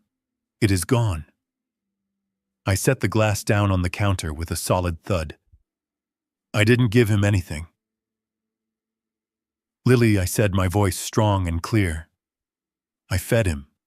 I walked over to the fireplace and picked up a poker, stirring the dying embers of the fire until they flared back to life. The warmth felt good against my skin. 3 days ago, I said, staring into the flames. When Brett started asking about the water tables at dinner, when he asked about the zoning laws, something in my gut twisted. It was the same feeling I used to get in the jungle right before a tripwire snapped. I turned to face my daughter. I didn't know about the embezzlement then. I didn't know about the blackmail. But I knew him. I knew he looked at this land and saw dollar signs, not soil. So the morning before the rehearsal dinner, I took a drive. I didn't go into town to get a haircut like I told you. I went to the state capitol. Lily frowned, lowering the picture frame. Why? To see a friend of mine at the Department of the Interior? I said. We served together in '91. He owes me a favor. Actually, he owes me a leg, but who is counting?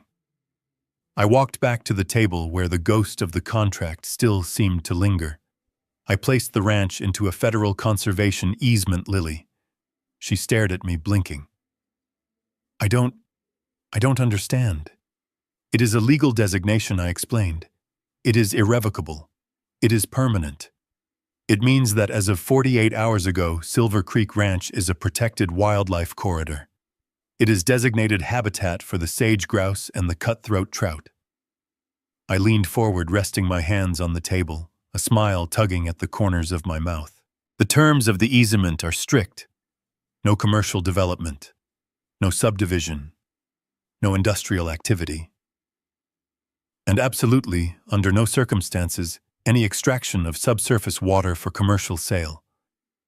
Lilia's mouth fell open. I mean Brett just bought 20,000 acres of very pretty scenery that he can never touch, I said. He can't drill a well. He can't build a bottling plant. He can't even pave a driveway without a federal permit, which he will never get. The water rights he thinks are worth $20 million. They are worth zero. The moment he tries to tap that aquifer, the EPA will descend on him so hard his grandchildren will feel it. Lily started to laugh. It was a jagged, hysterical sound at first, but then it smoothed out into genuine relief. He bought a nature preserve, she gasped. He spent his leverage on a park. Oh, it gets better, I said, my eyes gleaming. I picked up the copy of the liability contract Parnell had drafted, the one Brett had signed with such arrogant carelessness. Remember that shell company Parnell mentioned, Silver Creek Resources, LLC? Lily nodded. I told you I needed to move some things before he arrived, I said. I wasn't moving furniture. I was moving debt. I tapped the paper. Parnell didn't just register that LLC tonight. He reactivated an old one. One I acquired this morning for $1 from a mining outfit that went belly up in the '90s. It was a toxic asset, Lily. A corporate corpse that nobody wanted to touch because it came with a little baggage. What kind of baggage, she asked. Environmental remediation fines, I said. Massive ones. The company is on the hook for cleaning up heavy metal runoff in 3 counties. The bill is currently sitting at $4 million plus interest and penalties from the state. I looked at Brett's signature on the document.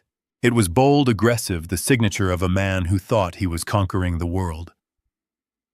When he signed this, I said, my voice dropping to a whisper, he didn't just agree to pay my credit cards. He personally guaranteed that $4 million debt. He assumed full fiscal responsibility for the cleanup. The state has been looking for a solvent owner to pin those fines on for 20 years. And Brett just volunteered. I walked over to Lily and gently took the picture frame from her hands. I placed it back on the mantel. He thinks he stripped me of my assets, I said. But all he did was strip himself of his future. He walked into this house a millionaire, and he walked out a debtor. He owns a worthless piece of land that he can't sell and can't develop, and he owes the government more money than he has liquid cash to pay. Lily stood up, her legs shaky but holding. She looked at me with a mixture of awe and disbelief. You destroyed him, she whispered. You didn't just stop him. You ended him. I didn't do anything, I said, pouring myself another splash of whiskey. I just opened the door. He is the one who walked through it. Greed is a heavy burden, Lily. I just gave him a little more to carry. The wind rattled the door again, a reminder of the storm raging outside. Brett was out there now, probably sitting in the back of his heated SUV sipping champagne, dreaming of his water empire. He had no idea that the ink drying in his briefcase was a confession to a financial suicide. But we aren't done yet, I said, my tone hardening. We had taken his future money. We had neutralized the threat to the land. But there was still the matter of the present. There was still the video. There was still the fact that he held my daughter's reputation hostage on a hard drive. I looked up at the ceiling toward the attic hatch. "Gus," I called out. There was a creak of floorboards above us, followed by the sound of footsteps. The attic ladder slid down, and Gus descended, clutching a tablet computer that glowed with a pale blue light. He looked like a gnome who had just found a pot of gold. "Did you get it?" I asked. Gus grinned, his teeth yellow in the dim light. "Better," he said. "He connected to your Wi-Fi jack, just like we knew he would." He couldn't resist uploading the scan of the deed to his partners immediately. He wanted to brag. Gus tapped the screen of the tablet. While he was uploading the deed, I was downloading his life. I got into his cloud. I found the directory where he keeps the raw footage, the unedited files. He turned the tablet around. On the screen was a video file thumbnail.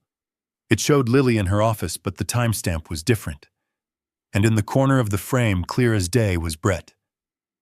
He was leaning over her shoulder, his hand gripping the back of her chair, his face twisted in a snarl. "I have the audio too," Gus said. "You can hear him threatening her.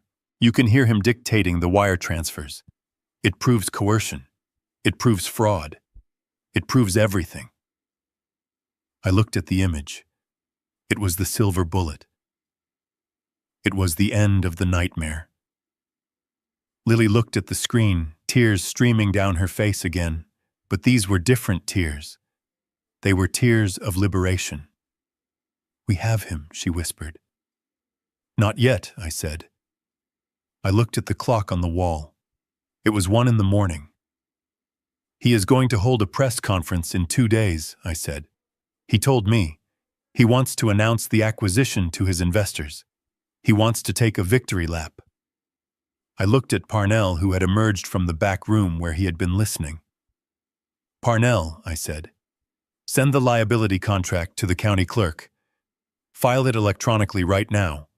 Make sure the state tax board gets a notification that Silver Creek Resources LLC has a new solvent owner."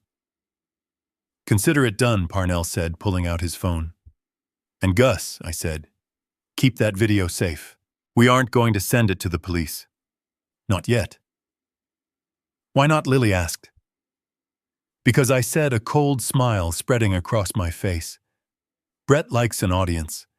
He likes to be the center of attention. So we are going to give him the biggest audience of his life." I walked to the window and looked out at the storm. The snow was piling up, covering the tracks of the SUVs, burying the evidence of the invasion. By morning, the ranch would look pristine, untouched, innocent. Just like us. "Let him have his celebration," I said. "Let him gather his investors and his press and his admirers. Let him climb all the way to the top of the mountain." I turned back to my team, my family. Because the fall is much longer from the top. And I want to be there to watch him hit the ground. While Brett was busy gloating over his victory lap downstairs, mesmerizing himself with the sound of his own voice, a different kind of war was being fought 12 feet above our heads. Gus was wedged into the crawl space of the attic, nestled between rolls of pink fiberglass insulation and the rough-hewn rafters that my grandfather had cut by hand. He had been up there since 4 p.m, lying motionless in the freezing dark like a spider, waiting for a fly to land on his web. He wasn't just hiding, he was hunting. I had set the stage perfectly. I had told Brett that the storm had knocked out the local cell towers, which wasn't a lie, but I had neglected to mention that my satellite internet was still broadcasting a strong signal. It was a honeypot. A man like Brett Anderson is addicted to connectivity. He needs the digital dopamine hit of checking his portfolio, his messages, and his ego. I knew the moment he stepped into the house and saw the 0 bars on his phone, his instinct would be to hunt for Wi-Fi. And he did. While I was fumbling with the whiskey bottle, pouring drinks with my shaking hands, I saw him pull out his phone. I saw him tap the settings. I saw the moment his device shook hands with the router labeled Silver Creek Guest. He didn't know that the router was a modified interceptor node that Gus had built out of spare parts and military-grade code. Brett wasn't connecting to the internet. He was connecting directly to Gus. Up in the attic, Gus was watching a tablet screen that glowed with the green cascading code of a packet sniffer. He watched as Brett opened his secure cloud app. He watched as Brett started a live stream to a private group chat titled The Winner's Circle, probably to show off his conquest to his creditors and cronies. That was the mistake. That was the open door. Gus bypassed the encryption using the open session key from the live stream. He didn't just look through the keyhole, he kicked the door down. He was inside Brett's digital brain. But nature has a way of complicating even the best plans. The blizzard outside was intensifying.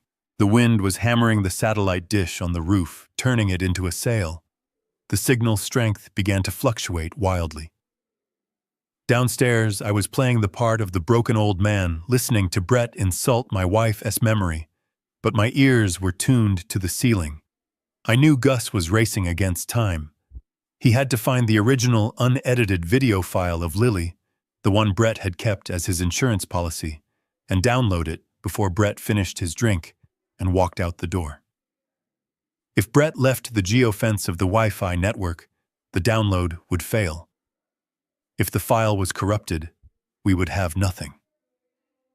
Above us, Gus' fingers were flying across a silent rubber keyboard. He found the directory. He found the folder labeled Leverage. He found the raw footage. It was a massive file, high-definition video and uncompressed audio. He hit download. The progress bar appeared on his screen, crawling forward with agonizing slowness. 10%. 20%. The wind shrieked, and the connection dropped for a split second before re-establishing. The bar stalled. Downstairs, Brett was laughing at something his lawyer said. "I need a bathroom," he announced, suddenly looking around with disdain. "All this whiskey goes right through me." My heart hammered against my ribs. The guest bathroom was in the hallway, right next to the access panel for the attic. If Gus made a sound, if he shifted his weight on a loose board, it would be over. "Use the one down the hall," I said, pointing with a trembling hand. "Second door on the left." Brett walked down the hallway, his heavy boots thudding on the floorboards. Up in the attic, Gus saw the download bar hit 50%. He was sweating despite the freezing temperature. He shifted his leg, trying to relieve a cramp that had been building for hours. It was a small movement. Tiny. But in an old house, silence amplifies everything. Creak. It wasn't loud, but to a trained ear, it was unmistakable. It was the sound of weight shifting on wood where no weight should be. One of the security guards, a man with a scar running through his eyebrow, who had been standing by the front door, snapped his head up. He looked at the ceiling. His eyes narrowed. He wasn't a sloppy amateur like Brett. He was a professional. He knew the difference between the wind settling a house and a footstep. "Did you hear that?" the guard asked his partner, his hand moving instinctively to the inside of his jacket. "Hear what?" the other guard asked, bored and checking his nails.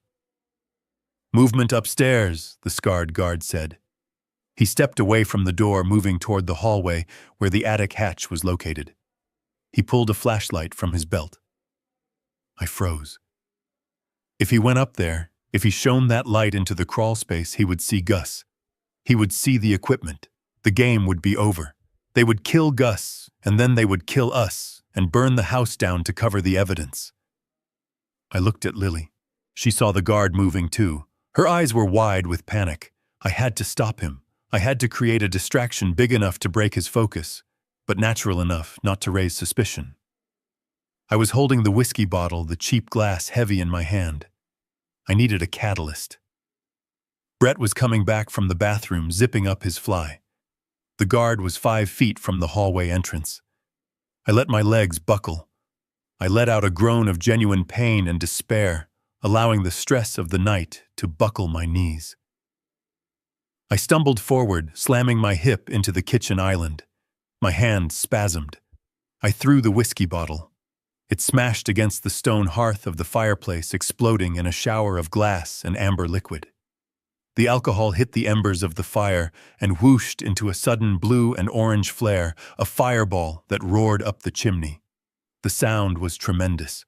The shattering glass, the roar of the fire, the sudden flash of light.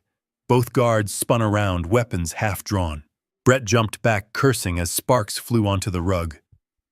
"What the hell is wrong with you, old man?" Brett shouted, brushing ash off his camel hair coat. I collapsed onto the floor, sobbing, putting my hands over my face. "I am sorry," I wailed, my voice muffled. I am so tired. I ruined everything. I broke the bottle. It was the last bottle. The scarred guard looked at me lying on the floor, a pathetic heap of defeat. He looked at the fire dying down in the grate. He looked back at the hallway ceiling, then shrugged. He relaxed his hand away from his weapon. He decided it was just an old house settling and an old man falling apart. "Pick him up," Brett ordered the guards, disgusted. "He is embarrassing himself." The guards hauled me to my feet. I hung limp dead weight, letting them drag me back to the chair. "Get it together," Jack Brett sneered. "You are pathetic." I wiped my eyes, risking a glance upward. In the attic, the distraction had bought the seconds Gus needed. The wind had died down for a brief moment of calm. The connection stabilized. The progress bar surged. 80%. 90. Gus held his breath. 99. Done. The file transfer complete notification flashed green on his screen. But Gus didn't stop there. He was deep in the system now, and he was greedy. He saw another folder, a cache of chat logs synced from an encrypted messaging app. He dragged that folder into the download queue as well. It was small text files. They transferred instantly. Downstairs, Brett was checking his watch. "All right, we are done here," he said. "I have the deed. I have the power of attorney. And I have a headache from the smell of this place." He grabbed his briefcase. "Let us move out." He walked out the door and the entourage followed him. The moment the door clicked shut, the tension in the room evaporated, leaving us lightheaded and dizzy. I waited until the taillights disappeared. Then I looked up. "Clear," I said. Gus dropped the ladder and scrambled down his laptop, clutched to his chest like a baby. He didn't say a word. He just walked to the kitchen table, cleared away the broken glass, and set his machine down. He opened the files. We gathered around the blue glow of the screen. Gus clicked on the video file. It was the same scene we had watched in the truck, but the audio was different. I heard Brett's voice, clear and menacing, coming from off-camera. "Type the code, Lily," he was saying. "Do it, or I send the emails. I will destroy your father. I will burn that ranch to the ground." Then we saw Lily crying, shaking, typing the commands as he dictated them. "Please don't hurt him," she sobbed on the video. "I am doing it. Just leave him alone." "Good girl, Brett." Voice sneered. "Now smile. Look like you enjoy stealing." It was undeniable proof. It showed coercion. It showed duress. It showed him directing the crime. But Gus wasn't looking at the video. He was looking at the chat logs he had snatched in the final seconds. "Jack, look at this," Gus whispered. He pulled up a transcript of a conversation between Brett and a user named Vlad the Impaler. Vlad. "You are late with the payment. Anderson, the interest is compounding. Brett, I am getting the ranch on Friday. The water deal is locked. I will have your money on Monday." Vlad. If you don't, we aren't coming for the money. We are coming for your knees, and then we are coming for the girl. Gus scrolled down. Brett. Don't worry. Once I have the property, the old man and the girl are going to have an accident on the mountain roads. Brake failure. Icy turn. No witnesses. The insurance payout will cover the rest of the juice. I stared at the words on the screen. The text was cold, black and white, but it dripped with blood. He wasn't just going to frame you, I said to Lily, my voice hollow. He sold us. He sold our lives to the Russian mob to cover his bets. Parnell leaned in, reading the logs. This isn't just fraud anymore, he said softly. This is conspiracy to commit capital murder. This is RICO territory. If we give this to the FBI, they won't just arrest him. They will bury him under the prison. I looked at the screen. We had the weapon. We had the nuke. But I didn't want to just hand it to a federal agent in a suit. That was too impersonal. Brett Anderson had come into my house. He had threatened my child. He had shattered my wife's bowl. He wanted to be famous, I said, looking at the chat logs where Brett bragged about his genius. He wanted to be the man who conquered the mountain. I turned to Gus. Can you hijack a projector feed? I asked. Gus cracked his knuckles, a wicked grin spreading across his face. If it has a Bluetooth or Wi-Fi signal, I can make it play Mickey Mouse cartoons if I want to. Brett is having a party on Monday, I said, at the Grand Hotel in Seattle, ideally, to announce his acquisition of the Silver Creek water rights. I picked up the shard of pottery from the hearth, turning it over in my fingers. I think we should RSVP. The Grand Hotel in Seattle smelled like lilies and leverage. It was the kind of place where the carpet was so thick it swallowed your footsteps, and the air conditioning was set to a temperature that kept the ice sculptures from melting. Inside the main ballroom, 300 of the wealthiest people in the Pacific Northwest were sipping champagne and waiting to be told how they could become even richer. At the front of the room, standing on a raised stage bathed in a spotlight that cost more to rent than my tractor cost to buy, was Brett Anderson. He looked like a golden idol. He was wearing a new tuxedo, midnight blue with a black lapel, and he was holding a microphone like it was a scepter. Behind him, a massive 60-foot LED screen displayed a drone shot of Silver Creek Ranch. My ranch. My home. He was selling it. He was selling the water underneath it, the grass on top of it, and the view from my front porch. He was spinning a fairy tale about sustainable hydration and aquifer management using buzzwords that meant nothing but sounded expensive. I stood outside the double mahogany doors, my hand resting on the brass handle. Beside me stood Lily. She wasn't the broken girl shivering in a truck cab anymore. She wasn't the victim weeping in a wedding dress. We had stopped at a boutique on the way into the city, and she had spent the last of her savings on a suit. It was red. Not a soft red, not a rose red. It was the color of fresh arterial blood. It was tailored sharp enough to cut glass, and she wore it like armor. Her hair was pulled back tight, her makeup flawless, her chin held high enough to look the devil in the eye. I was wearing my Sunday best. My boots were polished, my jeans were starched stiff, and I wore a charcoal jacket over a white Western shirt with a bolo tie made of turquoise and silver. I had my Stetson in my hand. I didn't look like a businessman. I looked like exactly what I was, a man of the land who had come to town to settle a debt. "Are you ready?" I asked her. Lily adjusted her cuffs. Her hands were steady. "Let's burn it down, Dad," she said. I pushed the doors open. We didn't sneak in. We walked down the center aisle, cutting through the crowd like a plow through snow. The murmur of conversation died instantly. Heads turned, glasses lowered. The silence spread outward from us, a ripple of confusion and curiosity. We were anomalies. We were grit in the oyster. Brett was in the middle of a sentence talking about quarterly returns when he saw us. He faltered. For a split second, the mask slipped, and I saw a flash of genuine fear in his eyes. He thought we were ghosts. He thought we were defeated, broken people who should be crying in a motel room somewhere. But then his arrogance kicked back in. He saw an old man in a cowboy hat and a girl he had already crushed.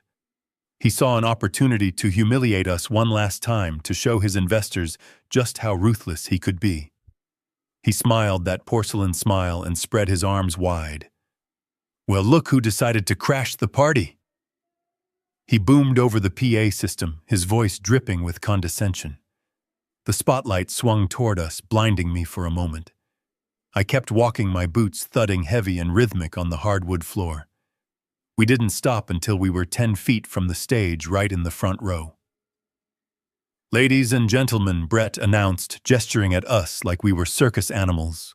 "Allow me to introduce my former father-in-law, Jackson Wilder, and his lovely daughter, Lily." There were a few polite chuckles from the crowd sycophants desperate to please the man of the hour. Brett leaned over the edge of the stage, looking down at us. "Did you come to congratulate me, Jack?" he asked, his voice amplified, booming through the hall. "Did you come to see what real success looks like? Or did you just run out of gas money and come here to beg for bus fare back to the trailer park?" The laughter was louder this time, cruel and sharp. Lily didn't flinch. She stared up at him, her face a mask of cold fury. I put my hat on, pulling the brim low over my eyes. I looked at the man who had threatened my child, who had stolen my peace, who had tried to turn my legacy into a plastic bottle. I reached into my pocket. I didn't pull out a gun. I didn't pull out a knife. I pulled out a laser pointer, the kind I used to play with the barn cats. I didn't say a word. I just raised my arm and pointed the red dot at the massive screen behind him, directly at the drone footage of my ranch. Brett frowned, confused. "What are you doing, old man?" "You think this is a game? Security, get them out of here." Two large men in suits started moving toward us from the wings. But I wasn't pointing at the ranch. I was signaling Gus. Outside, in a nondescript van parked in the loading dock, Gus hit the enter key. The drone footage on the massive screen flickered. It distorted, pixelating into static. The audio of the serene wind and flowing water cut out, replaced by a sharp, high-pitched whine of feedback. The crowd gasped. Brett turned around, looking at the screen. "What is going on?" he shouted at his tech crew. "Fix it!" But they couldn't fix it, because the image on the screen resolved. It wasn't the ranch anymore. It was a video of an office late at night. It was grainy but clear. It showed a man leaning over a woman's shoulder, his hand gripping the back of her chair so hard his knuckles were white.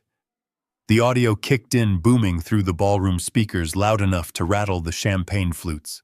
"Type the code, Lily Brett's voice snarled from the screen, undeniable and monstrous. "Do it, or I send the emails. I will destroy your father. I will burn that ranch to the ground." The room went dead silent. The only sound was the voice of the man on stage, threatening a woman who was sobbing. Brett froze. His face drained of color, turning a sickly shade of gray. He looked from the screen to me, his mouth opening and closing like a fish out of water. He realized in that second that he wasn't the king of the mountain. He was the man standing on the trapdoor, and I had just pulled the lever. The video played on, looming large over the ballroom, capturing every ugly detail in high definition. It showed Brett striking my daughter across the face, a sound that cracked through the speakers like a whip. It showed him grabbing her hair, forcing her face toward the screen. "Look at the camera," he sneered on the recording, his face twisted into a mask of pure malice. "Smile for the feds, honey. We are going to make you famous." Then came the confession, the moment of arrogance that sealed his fate. He laughed, turning away from her to pour himself a drink on camera. "It is almost too easy," he boasted to the empty room, his voice echoing in the silent hotel ballroom. "That old hillbilly thinks he is protecting his legacy. He doesn't know I am going to drain his land dry and leave him with nothing but dust." I am going to turn Silver Creek into a strip mine, and that stupid old man is going to thank me for it." The gasp from the audience was collective, a sudden intake of breath that sucked the air out of the room. The investors, the socialites, the bankers, they all stared at the screen in horror. They weren't looking at a financial genius anymore. They were looking at a monster. Brett stood on stage, frozen, his hand still outstretched toward the screen as if he could physically block the projection. He looked small suddenly. The golden idol had cracked, revealing the rot underneath. "Turn it off!" he screamed, his voice cracking. "It is a fake! It is AI! They made it up!" But Gus wasn't done. The video feed cut to black for a split second, and then a new image appeared. It wasn't a video this time. It was a document. A government document. The seal of the United States Department of the Interior was projected 10 feet tall behind Brett's head. Below it, in bold, undeniable letters, were the words, "Perpetual Conservation Easement." The crowd murmured, confused. They were money people, not land people. They didn't understand yet. Then the next slide appeared. It was a tax assessment from the Environmental Protection Agency. It listed Silver Creek Resources LLC, the company Brett had just purchased, the company he had bragged about owning. And next to the company name was a number in bright red. $4 million. Outstanding environmental remediation penalty, the text read. Immediate payment, past due. Status, non-compliant. A man in the front row, a venture capitalist who had been ready to write Brett a check 5 minutes ago, stood up. "You don't have the water rights," he shouted, pointing at the screen. "That is a conservation easement. You can't drill, you can't develop, the land is worthless." Brett spun around, reading the documents on the screen for the first time. His eyes scanned the text frantically. He read the words, "Prohibition on commercial extraction." He read the words, "Owner assumes all historical liability." "No," he whispered the microphone, picking up his despair. "No, that is not right." He signed the deed. "I own the water." Then the final slide appeared. It was the chat log between Brett and the Russian mobster. "The order to kill us." Break lines cut the text read. "Make it look like an accident on the pass." That was the breaking point. The room erupted into chaos. People were shouting, rushing for the exits, desperate to distance themselves from the man on stage. Investors were on their phones, screaming at their brokers to pull funding. The illusion of success had shattered, leaving only the jagged shards of criminal intent. Brett looked out at the sea of angry faces. He looked for his security, but his guards had vanished, melting away into the crowd the moment the tide turned. He was alone. Then the double doors at the back of the ballroom burst open again. This time it wasn't a cowboy and his daughter. It was a phalanx of agents in windbreakers emblazoned with FBI. Beside them were officers from the Economic Crimes Unit. "Brett Anderson," a voice boomed over the chaos. "Put your hands in the air." Brett looked for a way to run. He looked at the wings of the stage, but 2 agents were already coming up the stairs, guns drawn.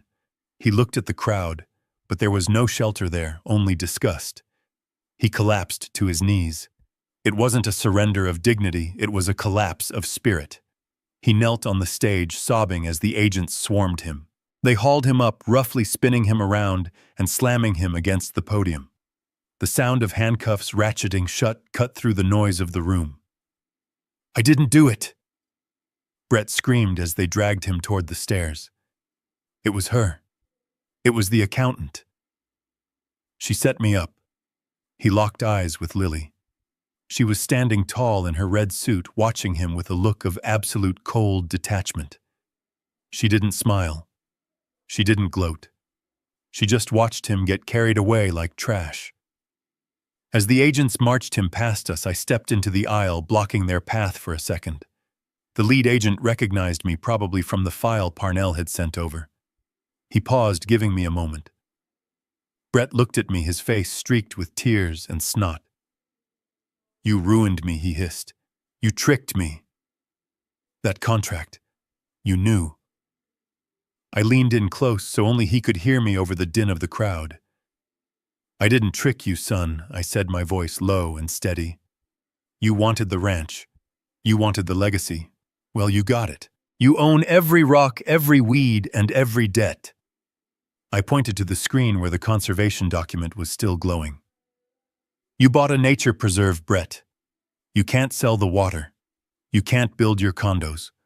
All you have is a $4 million tax bill and a 20-year sentence for fraud." He started to scream, a raw animal sound of despair, but the agents shoved him forward, dragging him out of the ballroom and into the waiting lights of the police cruisers. I turned back to the stage where the screen finally went dark. The room was emptying out, the party over before the first toast could be made. I looked at Lily. She let out a long, slow breath, her shoulders dropping an inch. "It is over," she said. I put my arm around her, pulling her close. "It is over," I agreed. We walked out of the hotel, leaving the chaos behind us. Outside, the air was cool and smelled of rain.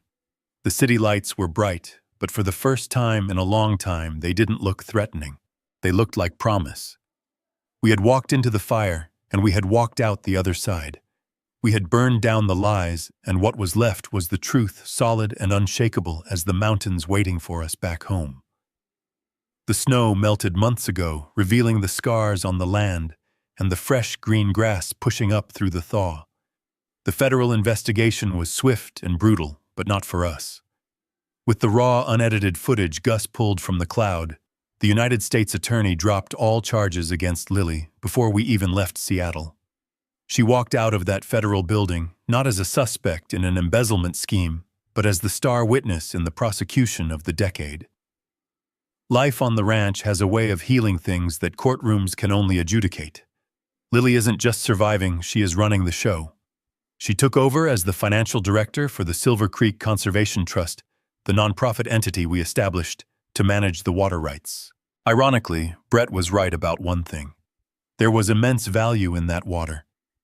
But instead of being bottled and sold to the highest bidder, the revenue from the conservation grants ensures that this valley will remain wild forever. Lily manages the accounts with the same sharpness she used to survive the corporate world, but now she smiles while she does it. I sit on the front porch, the wood warm under my boots, the smell of gun oil and sage filling the air. I have my old Winchester laid out across my lap, disassembled on a soft cloth. I run an oiled rag over the receiver, a slow, rhythmic motion that settles my mind. It is a ritual. A reminder that peace is something you have to maintain, something you have to keep clean and ready. Down in the garden, Lily is kneeling in the dirt, laughing at something Parnell just said. The old lawyer comes by every Sunday now, usually dragging Gus along to fish in the creek. They are arguing about fertilizer ratios while Lily plants a row of hardy wild roses along the fence line, replacing the ones the winter killed. She looks strong. Her hands are dirty, her hair is loose, and that haunted look of the victim is gone, replaced by the steady gaze of a woman who knows she owns her own ground. She looks up and catches me watching her. She waves a bright, happy gesture that belongs to the girl she was before all of this happened. I nod back, reassembling the rifle with a satisfying metallic click. I look out over the valley, the sun dipping low, casting long golden shadows across the grass. The world is full of men like Brett Anderson. Men who wear expensive suits and use fountain pens to rob you of your life. They use words like leverage and acquisition to disguise the fact that they are just common thieves. They think that because they have money and influence, they are the apex predators. But they forgot one fundamental rule of nature. You never back a father into a corner. You never threaten the offspring of a quiet man. Because in that moment, he stops being an old rancher. He stops being a citizen. He becomes the wolf at the door of the cave, baring his teeth, ready to tear the throat out of the world to keep his pack safe. I rack the slide of the rifle, chambering a round of nothing but air, just to hear the sound of the mechanism working perfectly. The ranch is safe. My daughter is safe. And God help the next man who tries to take them from me. This experience taught me that the deadliest traps aren't hidden in the wilderness. but in the fine print of a life built on lies. Brett believed his wealth made him untouchable, mistaking kindness for weakness and silence for submission. But he learned the hard way that integrity is a currency that never devaluates. We proved that truth, no matter how deeply buried under digital fabrications and threats, will always find the light.